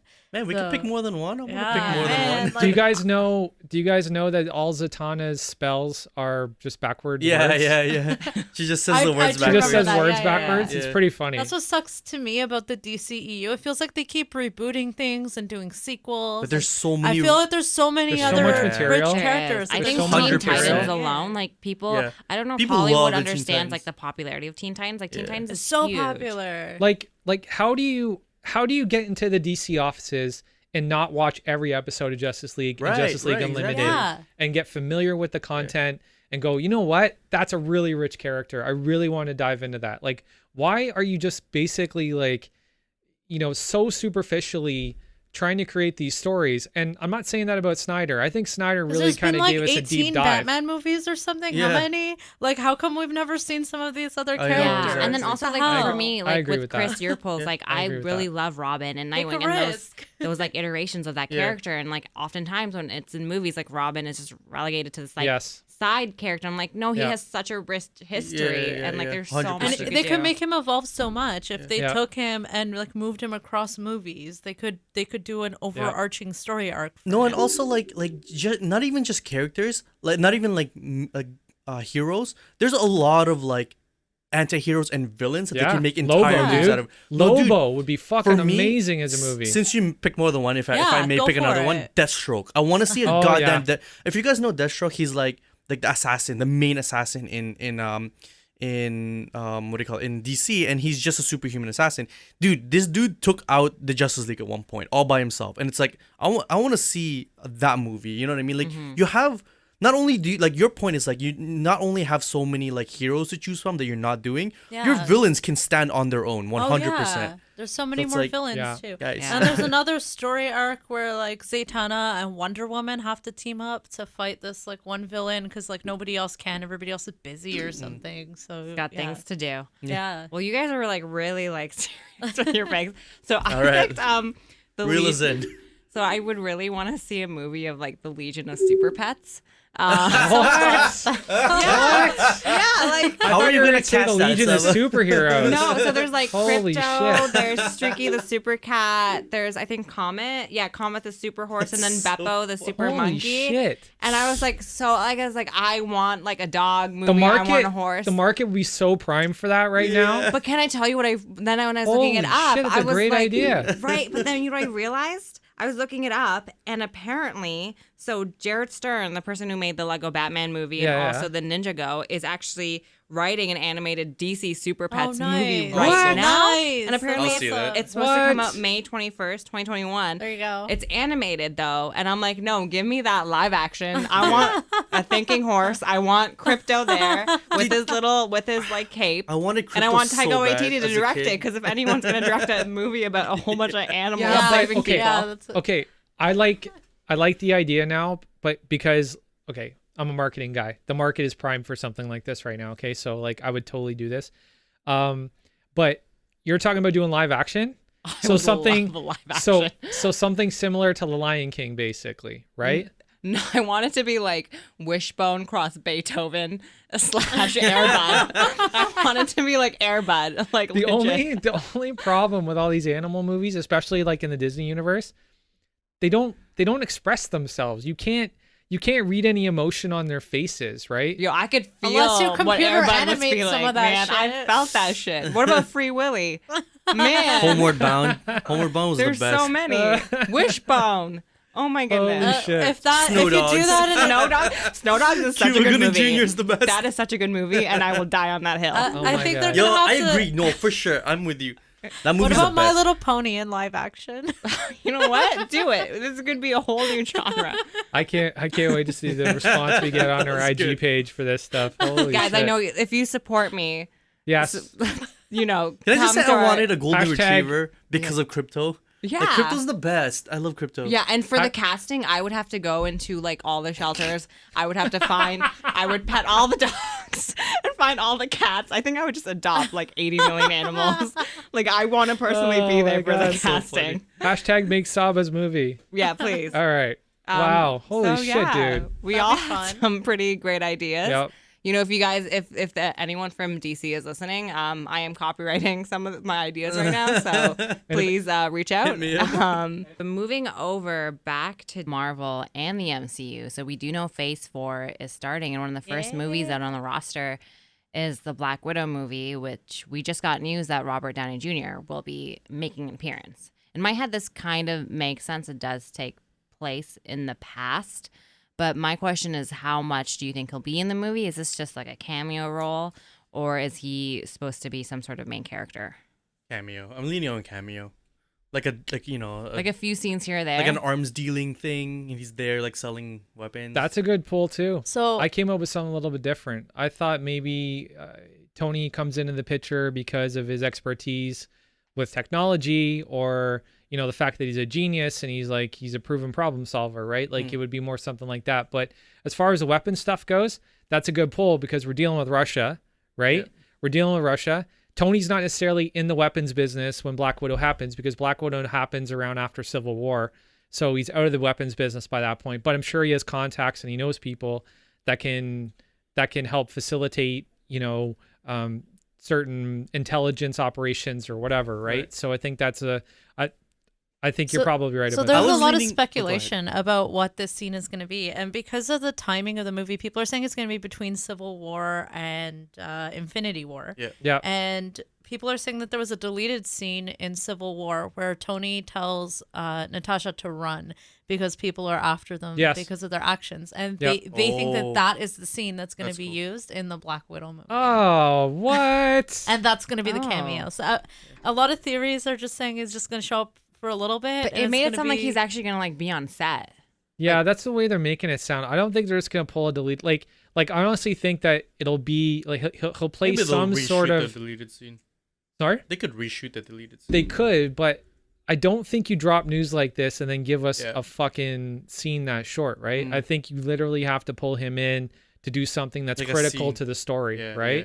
I really, really do. I was actually leaning towards Budapest. But that's Pre-Iron Wow. Man Budapest is what I was Wow. thinking. Yeah, that's what I thought too, because they talk about Budapest a lot. Oh, I hope it takes place in Budapest. Like That I'm gonna be fucking exploded disappointed my if it brain. doesn't. I really want to know what I happens. think in there's like a Budapest. flashback. So I was leaning towards like an arms deal in Budapest, and he Yeah. was there as like Tony, and not as Iron Man at all. It's like pre-Iron Man, right? So yeah. I don't think we'll see the suit. I think we'll see There's no suit. Tony I don't Stark. think so, yeah. yeah. I don't think we'll see the suit. Oh, Yeah, I don't whatever think so happened in either. Budapest Yeah. sounded intense Yeah. as well. It like changed everybody. So I really want to see. What Yeah, that and I was. thought it would be before she's sort of like, because by the time you get to like Civil War, she's sort of fully fledged into this character. Yeah. And I was Yeah. thinking what's going to be a little before that, when she's sort of like working on herself and like Yeah. clearing some of her ledger, as she likes to say. So that's kind of like the angle I was going in. I don't think he'll be in it a lot. I think he'll probably maybe film a few scenes. Yeah. And then, just to maybe tie it up. Because they're when you think about it, in like Phase 4, those are the two characters that are not there anymore moving forward. It's hilarious, eh? It's kind of ironic. Like the two characters that are Yeah. dead are going to be put into this prequel movie, Yeah. right? It's Well, I it's think kind they're of gonna have ironic to in a tie in way. some of the It's other almost characters poetic. as well, right? So I think we're gonna see Hawkeye. I don't think we'll see Hawkeye. No? I I don't don't think know. we'll see He was Jeremy in Renner. Budapest. Yeah, he was in Budapest. Yeah, but we haven't seen him announced as being in the movie yet. Right. What we do see is David Harbour is playing the Red Guardian, and what's her face? Rachel Weisz. Rachel Weisz is in it, and then the other Pew, can't can't remember her first name. She's playing the other widow, who kind of trained in the Red Room with Natasha. So. Yeah, who I think will probably like be poised to be like Phase 4's version of like Black Widow for sure. Yeah, I think that's a good pull. Yeah, I think that's a good pull for sure. Do you guys think they're doing this because like maybe there's a lack of faith that this film can stand on its own? No, I don't think so. I think Tony's role is going to be like minimal Tony's cameo. in this. Here's the thing: if like Captain Marvel can sell, and that character like we weren't really attached to, Yeah. I think Black Widow can sell because the people have been asking for. People it have for a been while. asking for Black Widow. And I've been ScarJo asking. can carry a movie like I remember her movie Lucy came out years ago. Like that did like amazing. Yeah. Yeah, because she's like a big enough actress. I think she is. To carry that. I think she is. But if we're comparing apples to oranges here, Captain Marvel has a power set, right? And Black Widow is a human being with, Yeah, but skills, she's a right? Russian spy. Right. There's like plenty Yeah. of material Right. for a movie there. But but like let's look at similar movies. Atomic Blonde, how well did that do? Okay, I kind of like that one, but I think they're gonna have to pick a good conflict to Also, make it. Atomic Blonde wasn't part of like a franchise of movies that No, I have already know. been successful. So I No, think I know. that like I think it will be successful regardless of Tony because I don't think he'll be in it often. I think a lot of people have been asking for a Black Widow movie. I'm just playing devil's advocate. Like I'm Yeah, just yeah, for asking sure. the question, Yeah, right? yeah. Like I think I'm just I kinda think it depends curious. on the story. If they come out if they don't make a good story with a good conflict, then it's not gonna do well. Right. Just like Dark Phoenix, somehow they didn't make a good story for Dark Phoenix, and it didn't do well. Yeah. Right. No. But the character is fine, and the actress is fine. So I don't really know what went wrong there. I think what went wrong as well is like the oversaturation of like a lot of X-Men movies that have just been like like it doesn't seem like they're moving anywhere. But that's like a whole. Well, actually, talking about X-Men, now that we're already there, there are reboot rumors. Obviously, we know that Kevin Feige mentioned mutants at where was it? That San Diego Comic-Con. Yeah, Comic-Con. So there are these rumors that John Watts and Joss Whedon are going to be the ones that are helming this new X-Men reboot. John Watts we kind of know from because he directed Spider-Man Homecoming and Far From Home.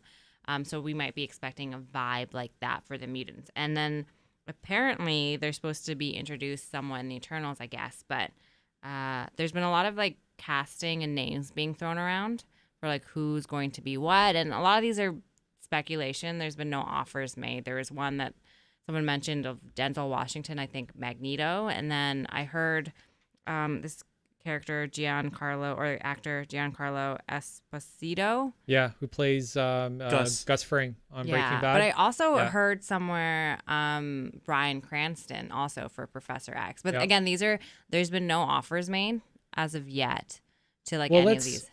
Let's go back a bit because we should definitely talk about how the X-Men are going to get into this universe because there's been a lot of hints dropped, right? Yeah. So I don't know if you guys saw, but they released a deleted scene from Kevin Feige released it when he won the Saturn Award for the first annual Stan Lee World Builder Award. So Kevin Feige won that award, which is great, awesome. And he released this deleted scene where it's basically from Iron Man 1.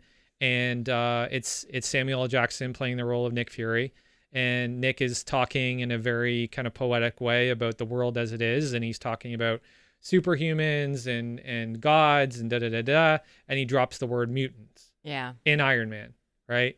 So obviously there's something going on back during those days where the idea of mutants in the Marvel universe was a relevant thing, right? So that's kind of interesting. Maybe they tried to strike a deal and it didn't work. Yeah. Possibly. Yeah. I think that makes right? sense. Yeah. And So then then they deleted it. Yeah, definitely, possibly. Yeah. So on top of the Fury thing, it's been, I guess, rumored that the end credit scene in the Eternals is going to have something to do with the X-Men. Something about the X gene, something about the Eternals and what role they played in the X-Men coming to be, the mutant race coming to be. So this is actually really rich and exciting for me. So basically the way it works is Eternals were created by Celestials. And so we're their kind of evil counterparts. Their evil counterparts are called deviants. Okay. And the Celestials were basically like gods. And they came to Earth to try to create proto-humanity. And in doing so, they were successful in creating Celestials, which were like the good guys and kind of like demigods. and then deviants, which were the bad guys and also kind of demigods. But then there were leftover experiments that went wrong, and those were mutants. And then they did this on different planets, and that's how they created the Kree and the Skrull as well.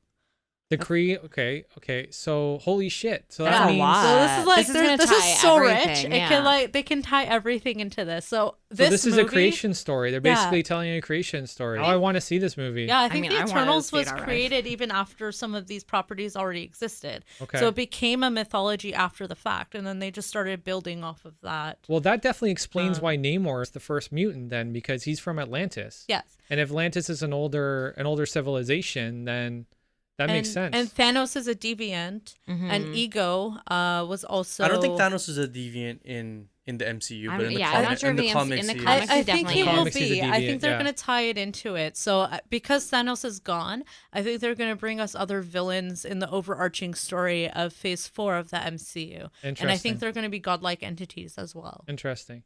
'Cause And we also saw Ego, Right. and I forgot who it was who had the Power Stone, but that person who had that character that had the Power Stone or introduced it to us. Ronan. Not Ronan.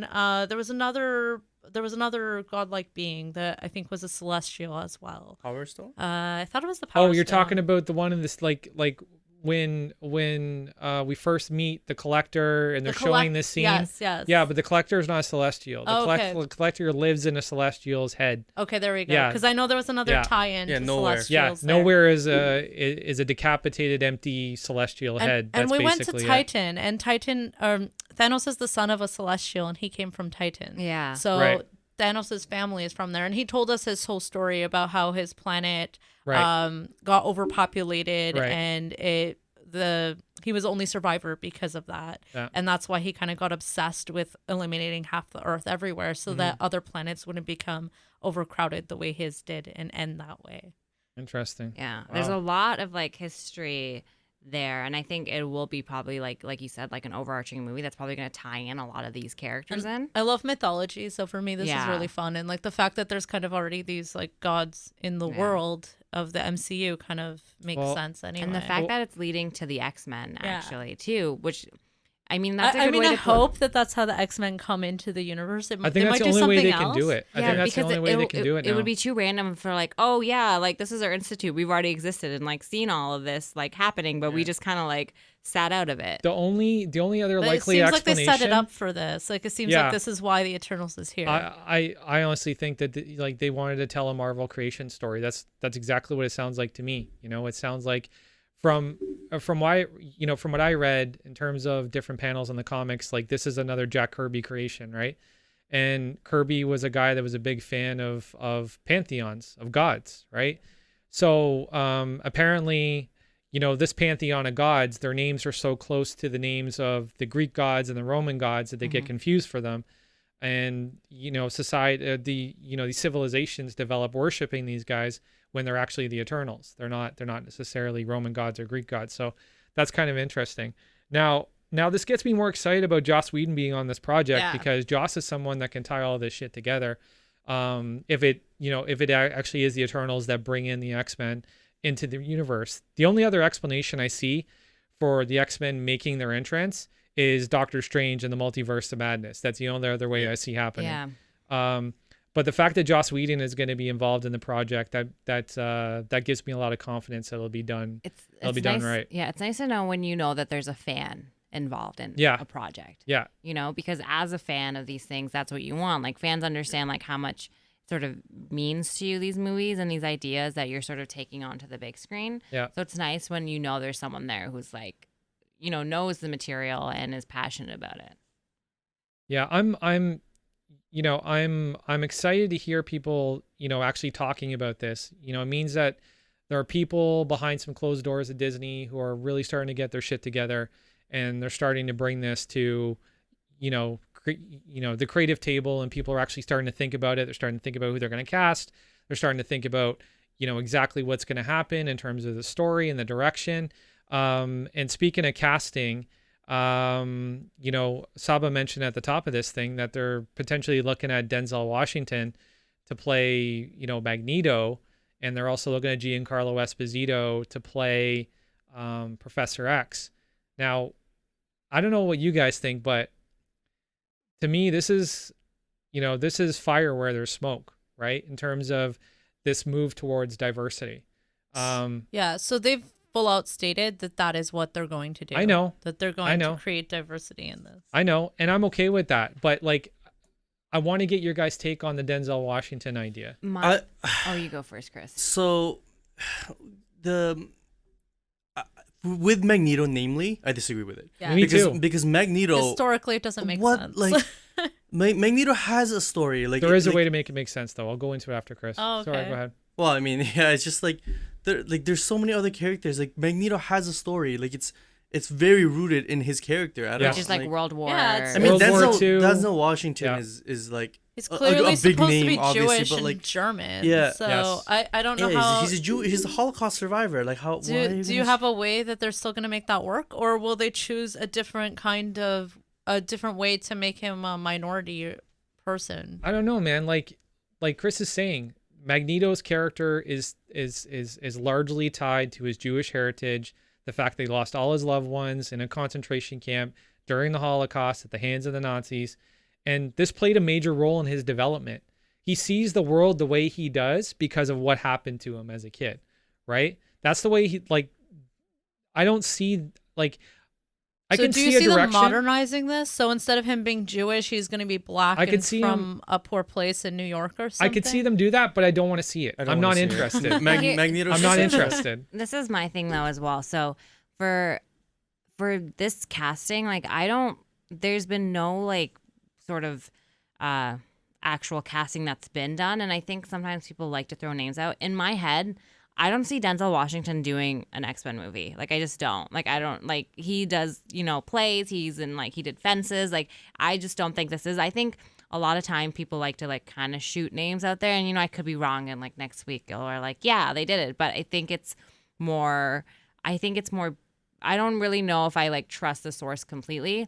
That being said, I'm going to trust that if, Josh Whedon and John Watts are the ones bringing it in, they do know what they're doing. And like I said, they're fans. So whatever changes they're making, I hope will sort of fit the story. I'm one of those people, I'm okay, I'm going to wait and watch it and then give my judgment. I think it'll be but unfortunate to lose the one character that's Jewish. super Jewish. 'Cause I can't think of another character that's fully that's Jewish. already. Isn't it a trade-off? Isn't it this is diversity in a way. Isn't it another group that's already been marginalized enough in our history? What the fuck? It doesn't well, there are black people that are Jewish. Yeah, there like are. Drake. There are like Drake. Not in the Holocaust. Yes, Yeah, we are in true. Toronto, guys. We are in Toronto. They could definitely tell an interesting story with a black Magneto, right? And to Saba's point about would Denzel ever do this? If you give Denzel the right fucking backstory, he'll come, dude. Yeah. He'll come. Well, that's the thing. If it's if they do create a backstory that is rich enough, but here's the thing. I honestly don't. Do we think he's this is going to a be valid black rumor. and Jewish? Is that going to work? I don't. There are people who are black and Jewish. But in Germany in the 1920s. not- That's just okay. gonna distract from his character. It's I don't know. But if they you're don't- making a Magneto movie, even then I'd say no. But if you're making a Magneto movie, maybe, right? But it's you're not. You're making an X-Men movie. This is a villain. How are you gonna spend the time to explore that back? That's a great point too, because It's why too why does it have to be Magneto as the big bad? Yeah. Why? There's so many great we X-Men don't know villains. if he's going That's to true, be a too. big bad. There's so many great and X-Men also, we villains. don't really. This is my thing. We still don't really know if this casting is real at all. No, okay, but this is- let's just. It's rumors. Let's just, It's all rumors. Yeah, let's Right. just I take don't it. know. Let's just pretend hypothetically. Hypothetically, I don't know. I'm pretty open to whatever. I do like source material and I do respect that. My thing is, okay, if you give me a story that I can sort of get behind, then I'll be down with it. I guess from the beginning, it does seem different because his character is so rooted in that, and there hasn't been a lot of variations of Magneto over the years. That's for sure true. That they've sort of kept to the same one.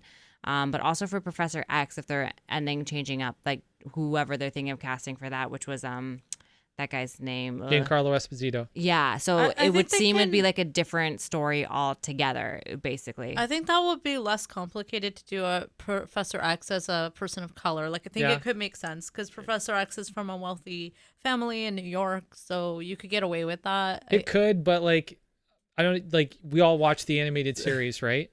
Yeah. Okay. Bryan Cranston bald literally looks like Professor X in the Well, that's animated another series. rumor that it'll be Yeah. Bryan Cranston. I do want I would that. love Bryan Cranston as Professor So with X. Gus, I'm gonna call him Gus because Breaking Bad. Gus Fring, yeah. I think he's too like I like the actor. Like he plays intense really well. Like he's so good, and his voice is like very. There's a presence to his voice. Right. I don't think it's tonally right for Professor X because he looks like he's like he plays very villainy. Right. He looks like he has it in control for sure. Like he's got the whole. I know more than everybody else in the room. I'm the most intelligent and I'm the most calculated. But he also feels like a better villain than a Professor X. You know what I mean? He doesn't feel warm. He doesn't have that warm Like, teacher Professor vibe at X- all. Like, Like, So then- well, I'm taking it from his performance in Breaking Yeah. Bad, but Right. like you know. What I But mean? then here's my Right. question. So if they're doing like aged up Professor X and Magneto, how do you think they're going to explain like where the X-Men has been this whole time? I don't know. Right? What like, I'm- I know what I'm- Eternals will introduce What that, I'm but imagining is like the Eternals like switches on a light switch and the X gene gets activated or something, right? So it's like there's the odd creatures that have been around for a while. So Azazel, one of the older mutants, if they're gonna do that, would have to have been alive since like the dawn of time, and so the same thing with Apocalypse and Namor, whatever. But like the New Mutants, I can see them just saying like, you know, the X gene has been dormant this whole time, and the Eternals like turned it on, whichever way. So I everybody don't just see them everybody just develops mutant powers like all at like once. slowly. Yeah, I guess. I don't know. Like that's the only way because it's That's like interesting. like I've always had this problem with X-Men being in the Avengers. I think I've said this in one of the earlier episodes. Is the X-Men their world is so closed in. Like the X-Men, like there's no room for the Avengers and X-Men. Like in my mind, right? I'm sure they've made it work in the past for sure. But it's like the X-Men, their world is like it's so rooted in like the politics around them being Exactly. as a thing. like So, like, it's marginalized a struggle. it- yeah. it's Yeah. weird that the Avengers coexist with them. That's why I want them to do like a clean introduction for the X-Men where it's like they're like they haven't been around this whole time. Yeah, Because, the like, thing where is, were if you you in age the them Avengers? up, because if you age them up real quick, like that's so many storylines that are just completely out the window. I think, Right. Because then if you have that, then I would imagine like They're if not in it's- school anymore. Well, also it's modern day, like because the thing is, if this is like, is this movie take place in the past, the future? Like we don't know. Because if it's now time, I mean, I think Jean it Grey, could like be- all them, they would be a lot older. So, But I there's feel so like it might many be in the other past. X-Men. There's so many new X-Men. So maybe they're gonna do a newer X-Men team. Maybe. See, that's the other thing. That's the other thing I'm really scared about. I'm really scared that they're gonna cherry pick an X-Men team that is gonna be like the Eternals, right? Gender diverse or gender equated, right? Like I've got no problem with having Rogue and Psylocke and Storm. Like those are great characters, right? I don't want like, okay, Kitty Pryde would be cool too, but like there are characters I do not give a shit about seeing from the X-Men in the first movie. Like the first movie needs to be Wolverine, Cyclops, Jean Grey, Storm. Storm, maybe Gambit. Like I- that has to be the team. Maybe not. I think Gambit. it's possible too We'll wait that for that. I like Gambit. I think I it's like Gambit a possible lot. that the And Avengers Nightcrawler. haven't heard Nightcrawler has about to be in that movie. Nightcrawler, Yeah, 100%. Nightcrawler has to be in I that think movie. it's possible that the X-Men could have been in this world and that the Avengers haven't heard of them yet. Well, I think that's possible. like for me, it's like so That's unlikely because of like you said, the politics behind them. Yeah. Because you know, with the whole Accords thing with the Avengers, like Yeah. them, like you know, having to like give up whatever they had to give up. I mean, that would be such a big thing in conclusion with like also the X-Men. Exactly, the And for X gene, yeah. And for the diversity thing, here's the thing. So X-Men to me, which is like how I got into, I would say, Marvel Me growing too, up. yeah. That was like kind of my first thing. They've always been more diverse. Like they Exactly. always have Yeah, been. The and diversity they've is made it- there. For The sure. diversity's the there. diversity's there, which For I'm sure. great. And I'd love to see, like, I would love to see the classics, obviously, like, you know, Rogue, who I really loved, and like Nightcrawler and Cyclops, and but it would be really cool if they kind of interceded new characters in as well, and I think they might need to as well because there's been a lot of new characters, and they want to make it a little bit new because we've had a lot of X-Men movies, and they've. But we've never had one in the MCU, and like the That's MCU true. X-Men needs to be the original X-Men. I do Like, want it to there's be the a lot original. of fans that want that so bad. And I think they're going to do that. Yeah. I don't think like Josh Whedon is going to do a movie where he's completely disregarding like that core Yeah. sort of group. Yeah.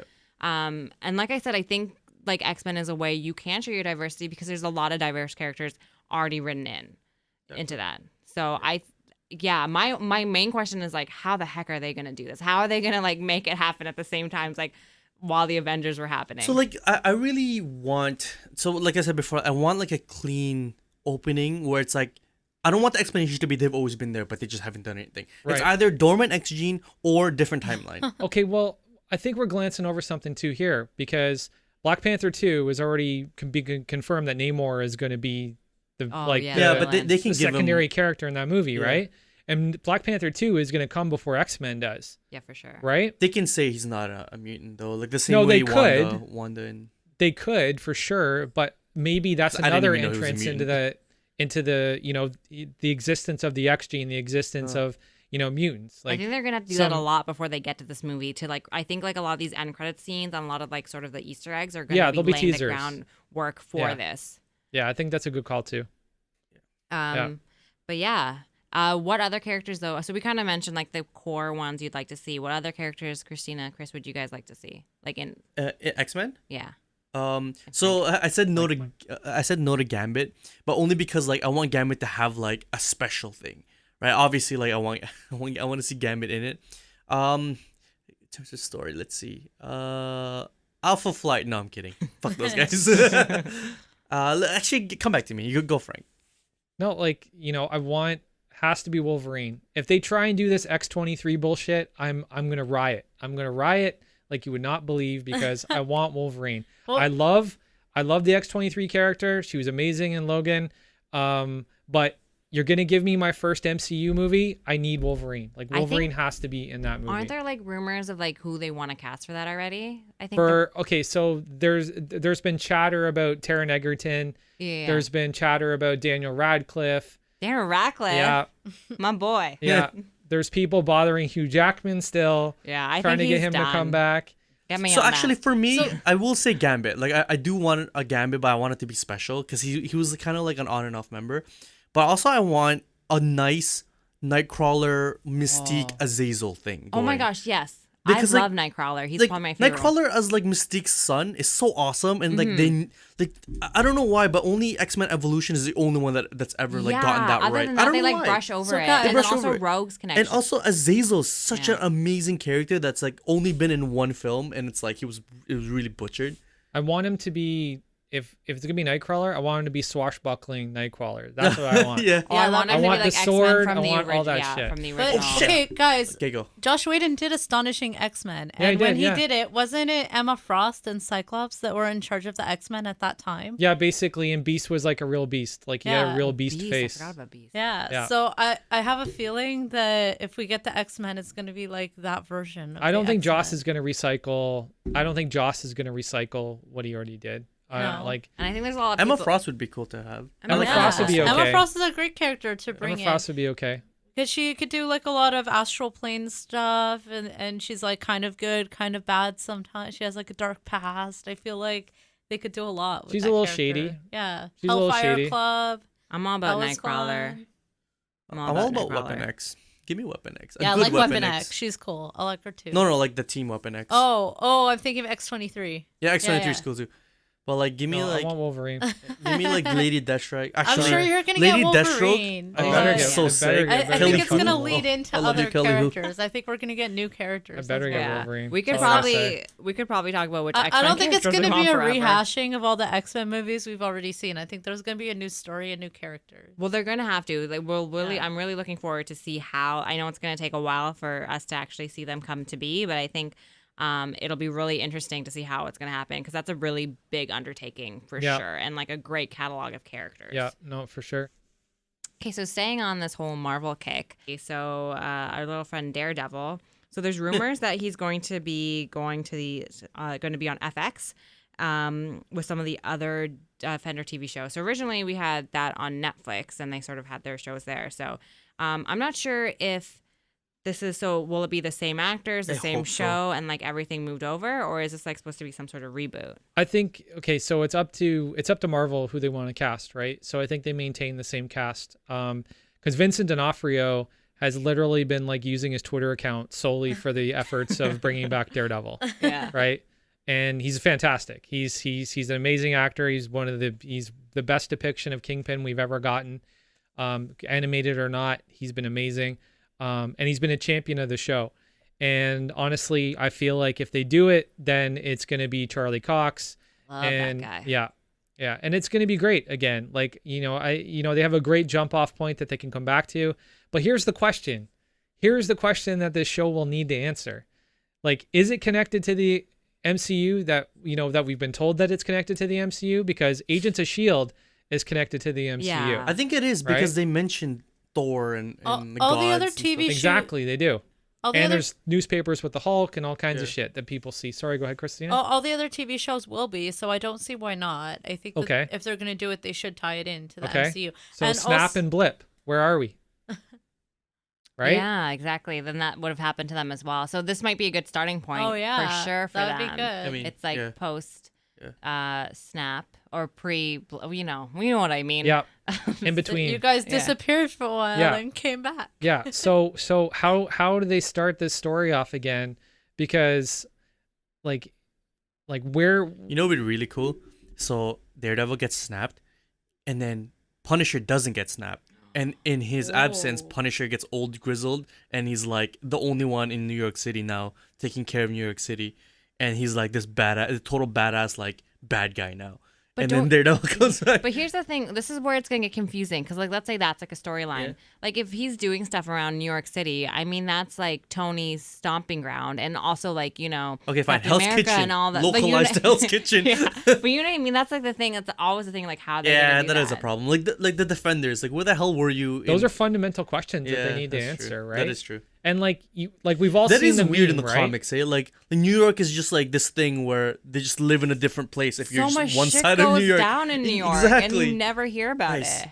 That's why you all need to read Marvels. I don't know if you guys have ever read Marvels, but it's basically the story told from the point of view of this photojournalist living in New York, all the way from the 50s all the way up to the present day. Man, the shit he's And he sees everything. Like, he sees Gwen Stacy die. He sees the X-Men show Wow. up for the first Oh, time. that's fun. Like, and it's such a fucking That's good cool. book. Sorry, I didn't mean to digress, but we're talking about New York City and how much obviously goes on in there with Doctor Strange, Spider-Man, the X-Men. Yeah, I would not fucking- want to live there. That like, city gets effed up all the No time. shit. Like, Yeah. are you kidding me? Yeah, it'd be nuts. No, but your the Instagram Fantastic followers Four, would just Oh, be I like, know. the That's Fantastic Four, the Avengers, Or like the Insta. everybody lives in New York. It's fucking crazy. Oh, I would try to get like a selfie with, with like Steve Rogers. Spider-Man and all that. Just- Fucking crazy, man.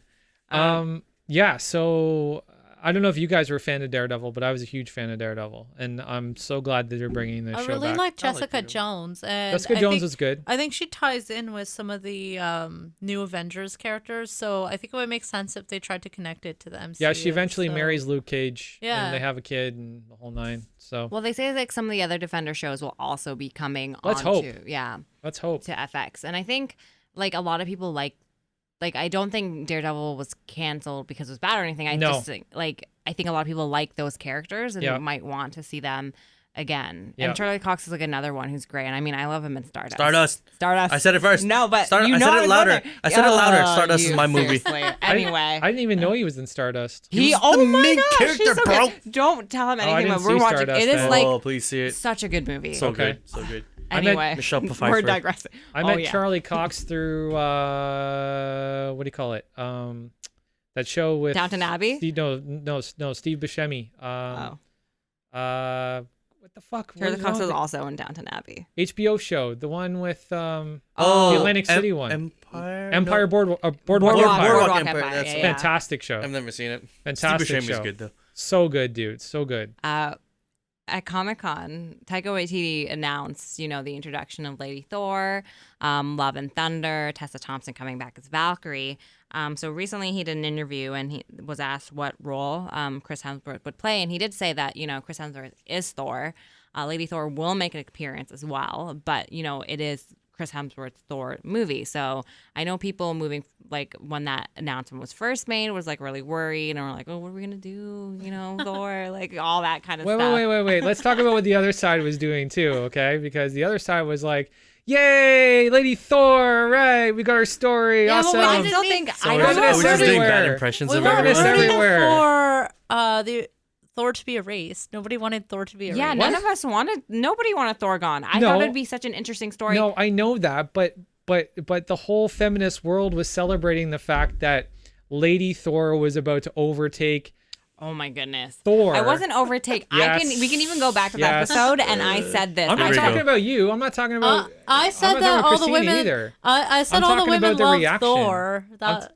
Sure, but either way, I don't think Taika is just adding like this character in just to be like a side thing anyway. Like I think it'll be a really good storyline because he's good at doing stories, and I don't think Natalie Portman would just sign on to like sort of appear and then like disappear. No. So I think it's going to be a pretty hearty role. I never in my mind like doubted that like Chris Hemsworth was going to be like the main character and the story was going to be about his arc for the most part. I think in the comics she has a really interesting arc in terms of what happens here. I'm really interested to see how they sort of put that through, but yeah, he's the titular character. Titular? Titular. That's a very hard word to say, guys. And it looks like Taika is going to do his own, it looks like Taika is going to do his own interpretation of that Jason Aaron storyline, right? Mm-hmm. It'll be peppered into the story, but this is going to be Chris Hemsworth movie. And honestly, after his performance in Endgame, he deserves it, man. Sorry. Yeah, for sure. No, I think, is anybody else sad that the Valkyrie Thor romance is gone? Am I the only one that like saw their chemistry? So like, I actually didn't see them as like... the whole world was screaming for her to have a girlfriend. Like, have a girl to what? For her to have a girlfriend. I never saw like a romance. I saw friendship. Okay, so I liked... No, there was definitely sexual tension when they jump up on that ship together. Shut up! That's my point. so like when they were fighting together, and he was like outdoing her, and she was outdoing him, and they both jumped on the ship, and they all like they just both looked at each other. They were both like breathless. I'm like, oh shit, there's some real chemistry. I think it was like and competition. Then it was just like, no, but like I saw it as like she wanted to be. But apparently, there's a deleted scene that he was flirting, dude. Yeah. Here's the thing. Valkyrie guys can just always be think flirt. girls are flirting. Yeah, but here's the thing. Are you kidding me? Valkyrie was totally flirting with But that Thor. doesn't mean like Come on. for Valkyrie to flirt. I don't think it means much. I think it sure doesn't. But like the thing is like the fans. So I'm just saying like obviously it can lead wherever they want it to lead. But I'm just sad that like I like that whole. That tension that they had. I do like them, and the funny thing is about the deleted scene that they had in Endgame was when like Thor is saying goodbye, like he goes to kiss Valkyrie, and she's like, "What are you doing?" And he's like, "Oh, sorry, I thought we were like having a moment," kind of thing. See, I like that too. Where it's like they're not on the same page. Yeah, like I think that's it. I think like they're like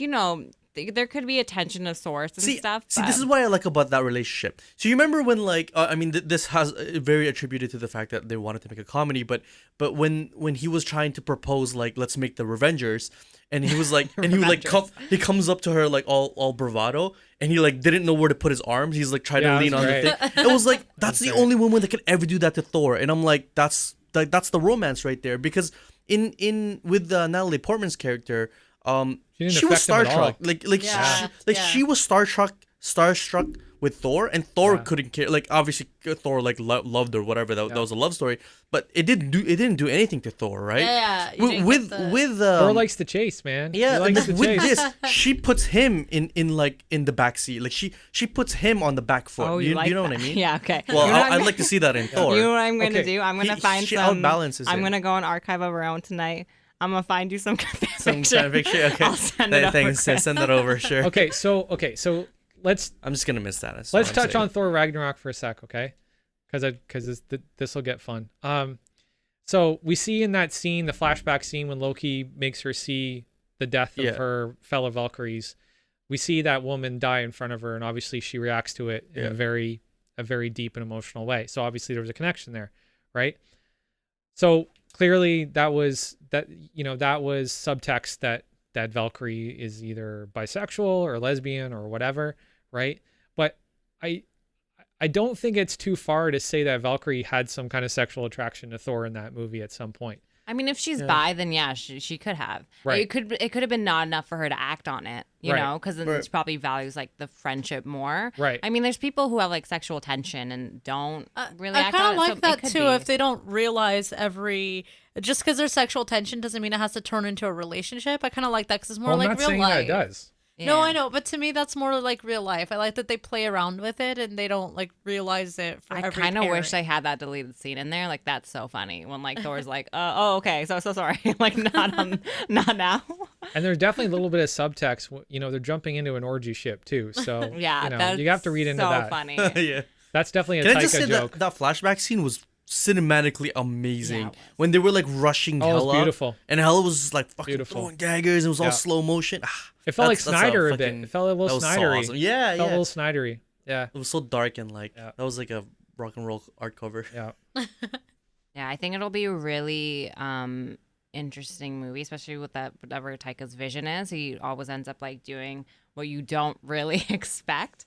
And I think I'm really interested to see the dynamic between the three characters and like what that will be and what other characters they might be pulling in for this. Yeah. I hope I get a 30-minute scene with Korg. Maybe like a double date. That would be awesome. Oh my gosh. Like Yes. double dating. That'd be hilarious. That would be really good. I wonder if he'll pull Jeff Goldblum in somehow. Maybe. No. We'll see. No. No, the end credit scene, he gets Okay, so Yeah. I he gets think attacked. this is what I want. Oh, okay, yeah, but like this is what I want. Loki to travel in the Loki show to travel to Jeff Goldblum's world And be like, because he's "Hey." never met him in his Yeah. timeline. So it's like, oh, I like this place. Let me try to That'd be that'd be cool. so funny. Yeah. That would be cool. This is a good That'd be reintroduction of Jeff Goldblum. Right. And then again on Marvel. So, you know, we've heard a lot of stuff about, you know, Doctor Strange, the multiverse of madness, that movie. And then also how WandaVision is basically going to be this 6-hour prequel into the movie. Yeah. But there was a new theory. It was on Reddit, and I don't remember the user's name, but it's out there. And he or she sort of proposed this idea that what if Wanda becomes the big bad? And so this person is pulling from House of M. Yeah. Which is Gonna say. basically in that series, she suffers a mental breakdown, and she tries to sort of alter the fabric of reality to recreate her lost children. So she creates this world, and you can kind of take out lost children and put like lover instead with like Vision and sort of this. So I don't know if she's like going to be the big bad, but what if she's the bad for Doctor Strange, and if she understands what she's doing or not doing, because she is a big bad in like a lot of the comics. I don't think she'll be the big bad to Doctor Strange. I think that they're already talking about casting Dormammu in Nightmare. There's been talks of David Tennant maybe being cast as Nightmare. Awesome. There's talks of Keanu Reeves maybe being cast because everybody wants to cast Keanu Reeves and everything right now. But I don't see Wanda going bad against Strange. I think maybe something happens in the Multiverse of Madness that could potentially make her go bad. And if they do House of M now, then isn't it going to be really hard to introduce the mutant? Well, they can't do House of M now. That's for sure. Well, They that's what they were cannot do saying. House of M. Some people were like speculating online, which I don't really buy, but they're like, oh, she alters reality so much that like, you know, the X-Men gets like introduced and like the Fantastic Four, and that explains Spider-Man leaving the universe, like all of that stuff. Like just kind of like tie it all up in a pretty bow. See, the way I understood it, so in the comics, Wanda has reality shifting powers. Yeah. The way I understood it, she didn't have that in the MCU. She doesn't have that right so now. what her powers do is She they doesn't have that now. alter probabilities. So she No, can- in the comics, not in Yeah, the MCU. okay. In the MCU, she's telekinetic. And she could also like do that I mind think- thing. She did that like sort of. Yeah. I think they're gonna brainwashing bring more thing. of her power set into Oh, okay. it. Yeah. I So, think so she if just they doesn't evolve know her, what her powers if they are. evolve her, that's fine.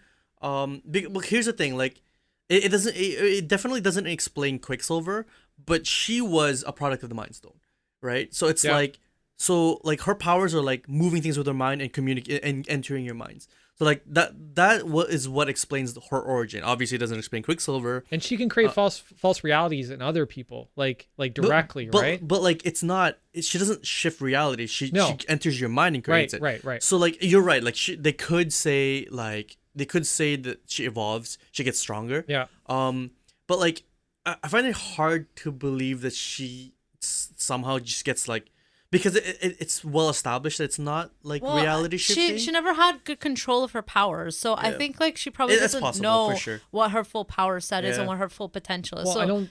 It's just weird that like the Mind Stone is the one that did it to her, and like the Reality Stone, if that was the one that gave her powers, I could see it. But I think it's because of what you said. She doesn't actually alter reality. She uses her mind to do No, it. but then that wouldn't explain the introduction of the X gene.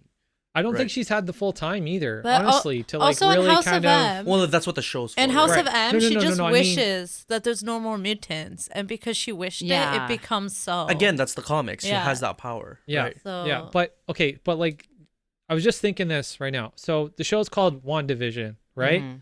Doesn't that convey that Wanda is Having a vision. no, not no. No, the No. character Well, vision. yeah, well, it does tie into the character vision as well, but it also conveys that Wanda is literally creating her own reality, Yeah, yeah. Yeah. right? It's like instead of it being called the Wanda show, it's being called WandaVision, right? So it's obviously this false reality that she's creating. And if you look back at some of the comic books, there's actually a couple Vision comic books. I sent you guys a screenshot of it where like Vision's literally dressed up with his kids. They look like androids too. They have an android dog. They have like, the white picket fence with the perfect house and all that kind of shit. Right. So I could definitely see that kind of tying in where Wanda is creating this reality where she feels safe Yep. and nothing bad can happen to her. And maybe that's the start of her break. Yeah, and Right? the one theory I read that makes her mad at Doctor Strange and kind of like acting against Doctor Strange is that she finds out that Vision's still alive in another world, another universe, where Thanos is actually Oh. dead. And then so because she finds that out, that's her motive for kind of like creating this world where she can like coexist with the Vision that's alive. What? Okay, hold Kind on a of thing. second. So an alternate universe where Yeah, I don't Vision know how is she would alive. come across. I don't know how she would find that out. So that was the problem with that theory. But somehow she finds out that there's a alternate universe where Thanos is still dead, but Vision is alive, essentially. Where Doctor Strange And then only saw she one gets option. mad at Doctor Strange, and they were saying like, oh, Doctor Strange couldn't predict that reality because he can't see beyond his own Right. death. Right. So he would have never known that was one of the possibilities Okay. of what Well, could happen. He does have the time stone too, right? So like No, if it you- doesn't. Not anymore. Oh, right. Yeah. Shit. Right. Okay. I mean, I mean, that's actually And then she not gets mad a- at him because she thinks that he lied to her. And then she kind of starts acting against him because of that. Well, that kind of makes That's sense when you interesting. tie into her rage, because when she's angry, like Yeah. she's like one of the most powerful Yeah. characters probably in the Avengers, at least in the comics. I know in No, in the MCU's too. Yeah. I could kind of see that rage coming out, and I don't know. And if the I'll- only way that she could go to another dimension or whatever is if she used her mind and went there via astral plane or something, I guess. Like, how the heck would she? I don't know if she has. No, I don't know if she's that's- had that skill set in the MCU yet. it's. I think but- like if she's gonna hop realities, it'd be with Doctor Strange. I think so. Like I'm going with my first theory, like however many episodes ago, with her creating this because of her grief, Yeah. and Doctor Strange trying to Pulling break her her out. out of it, and it's like Yeah. I don't know how that show will run if it's just like, just her psychosis, right? Like if it's just her like fake reality. I think that show would have to evolve. Like, do you know what I mean? Like it's gonna be weird if it's just this like elaborate trailer essentially for Doctor Strange, Right.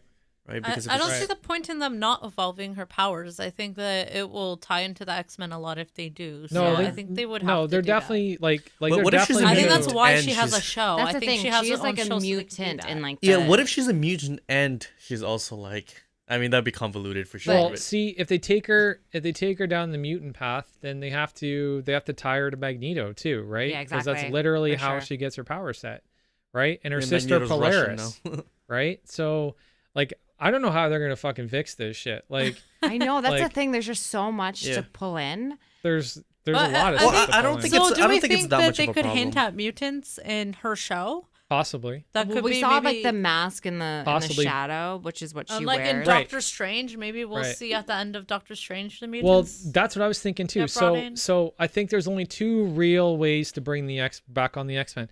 There's only two real ways to bring the X-Men into this universe, and one is through the Eternals, and one is through the Multiverse of Madness. Because if Both. if we start embracing the multiverse theory that already exists in the in the Marvel comic universe, 616, and I can't remember the other ones, but there's multiple universes, then Doctor Strange could cross over and it could create a rift, and universes could fucking collide. They could merge the worlds, right? In some other way. So I don't know how they're gonna pull this off, but it's gonna be complicated. But it's gonna be interesting to see them fucking unwind it for sure. Like I'm really excited about this show. I really want to see. Yeah, I am how too. they're They gonna said do it was this. going to be wacky too and weird. Yeah. And also a sitcom vibe. And they said it's going to turn into full MCU epic by the end. So somehow they are going to tie it into everything. I feel like the WandaVision show is gonna give you, it's like, don't get your hopes up. I think WandaVision is gonna give more questions than answers, and then answer everything in Doctor Strange. It's gonna be a mindfuck show. Yeah, for sure. It's gonna totally be a mindfuck. I don't see them answering anything in WandaVision and just I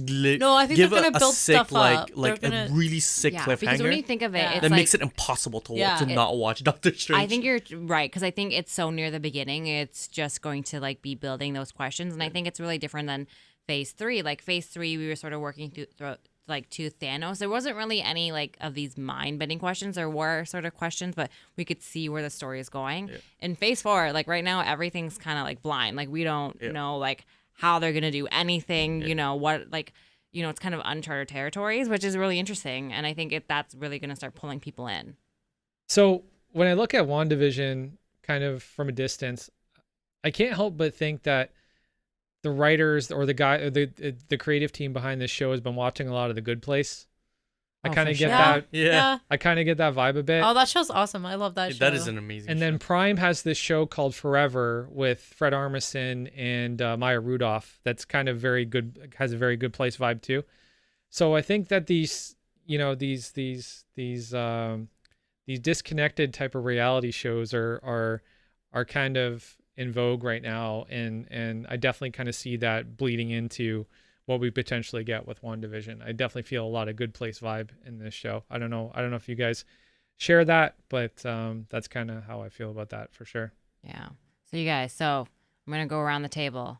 Chris, Wanda, big bad or not big bad? Yes, but Yes, but Yes, but what though? it's like, I think she would be like in a classical sense the antagonist, because she's like the main source of the conflict, Right. but like obviously not a bad guy. Yeah. Like I would wish for them to not have her as like turned evil or whatever. So like I want the complicated villain that's like, doing things because like they have a goal in mind, and it just so happens to oppose the main characters. That's what I want. So it's like, not like a So villain yes, just because. So Frank, what do actually you it's think? more like no but. Honestly, I think it's definitely a strong possibility, because we've lost Thanos. Thanos is gone, and they're going to need somebody with a very strong power set to be the opposition. And they're not going to turn Captain Marvel bad. That's not going to happen. Yeah. Like, she's literally like Captain America with boobs. So that's not going to happen. She's that one of those smiling good guy type of characters. Wanda has backstory to support her turn, right? She's been tortured, and she's been through a lot of bullshit. The way that she came into the world, via Hydra, and the fact that she's already got this tenuous relationship with the Avengers already. She's been abandoned, and people have kind of turned on her, almost the same way that like Ahsoka got turned on in the Clone Wars, right? Mm-hmm. There's a lot of echoes of that. But yeah, I don't know. I think there's a strong chance. I do. I think she's going to be the antagonist, like Chris said, due to rage or grief or something. But I don't think she's going to stay bad. I think they're going to be able to like talk sense back into her. Yeah, I think that's sort of the same way, because it's hard to see her as just like her turning into a villain. I mean, it would mean a lot because it's one of their own, and that's like a big thing. Like, it's like a betrayal aspect. I do see like WandaVision and Doctor Strange sort of going around this idea of her not necessarily being like a big bad, but being like caught up in this rage, and Doctor Strange maybe having to help her pull her out. But I do think her character in the comics has really lent to the idea of her being bad and her showing that side. So, with her getting her own show, I don't see why they wouldn't explore that just a little bit. Well, I'm sorry. Are we saying big bad to Phase 4? Because I don't think that's No. To Doctor Strange. to Doctor Strange. Yeah. Yeah. Okay. So yeah. Oh no, Yeah. I'm not. No, Yeah. sorry. I want to clear up. I don't think she's gonna be a Yeah. big bad in Doctor Strange. Yeah. I think that she'll be a big bad down the road. Oh. Yeah. Oh, You okay. see I think Doctor Strange. You think in Doctor Strange? I see Yeah. her I don't being see an the antagonist towards Doctor Doctor Strange. Yeah, I don't but- see the Avengers fighting her. I see Doctor Strange fighting her. Okay. Right? Okay. Because it's like magic versus magic. But That's I so also true. think she doesn't know the full extent of her powers, and I think Oh, for that's going to be sure. like I hope they a evolve it. lot, I'm a with large you. part of why she's out of control. I'm with you there. Like Yeah. I want her to evolve. I think that's a big part of why they power-wise. cast her so young too, because you can get away with a lot of shit, right? Yeah. Like you can really make her arc kind of, very long and broken, and then, yeah. So. I don't So know. guys, we got a lot to look forward to. And we want to thank you guys who are listening to us, and visit us on our Instagram, meanwhile_pod, and our Twitter with the same handle. We really want to know what you guys think. We also will be putting up some polls so you guys can go and answer that. And definitely review when you can. We love reviews. The good, the bad, but hopefully just the good. Anything No, you guys- tell us what we're doing wrong. Tell us what you want more of. Yeah, we want to, we want to make this show more custom towards, to our audience. We want to make you guys happy. We know we can't make everybody happy, but if you think that there's something that we should be doing that we're not doing, we want to hear from you guys for sure. Chris, stop stuttering. That's what I'm gonna hear. Stammering. I stammer. Shut You up. did not. You're fine. Yeah, Chris, you're perfect. Hey man, Yeah. I said Thanks. this I was on fishing for compliment. No, I'm kidding. I said this on the last show. We're not comedians, we're not professionals. We're just a bunch of nerds that like to talk about this shit, and we decided to put microphones in front of our face while we do it. So Yeah, to block the view of each other because we don't like staring at each other in the eyes. That's the big thing. Anyway, guys, I think we're gonna sign off. So this is Saba. Chris. Frank, Christina, Later, dudes. peace. thanks for listening. Thank you. Bye.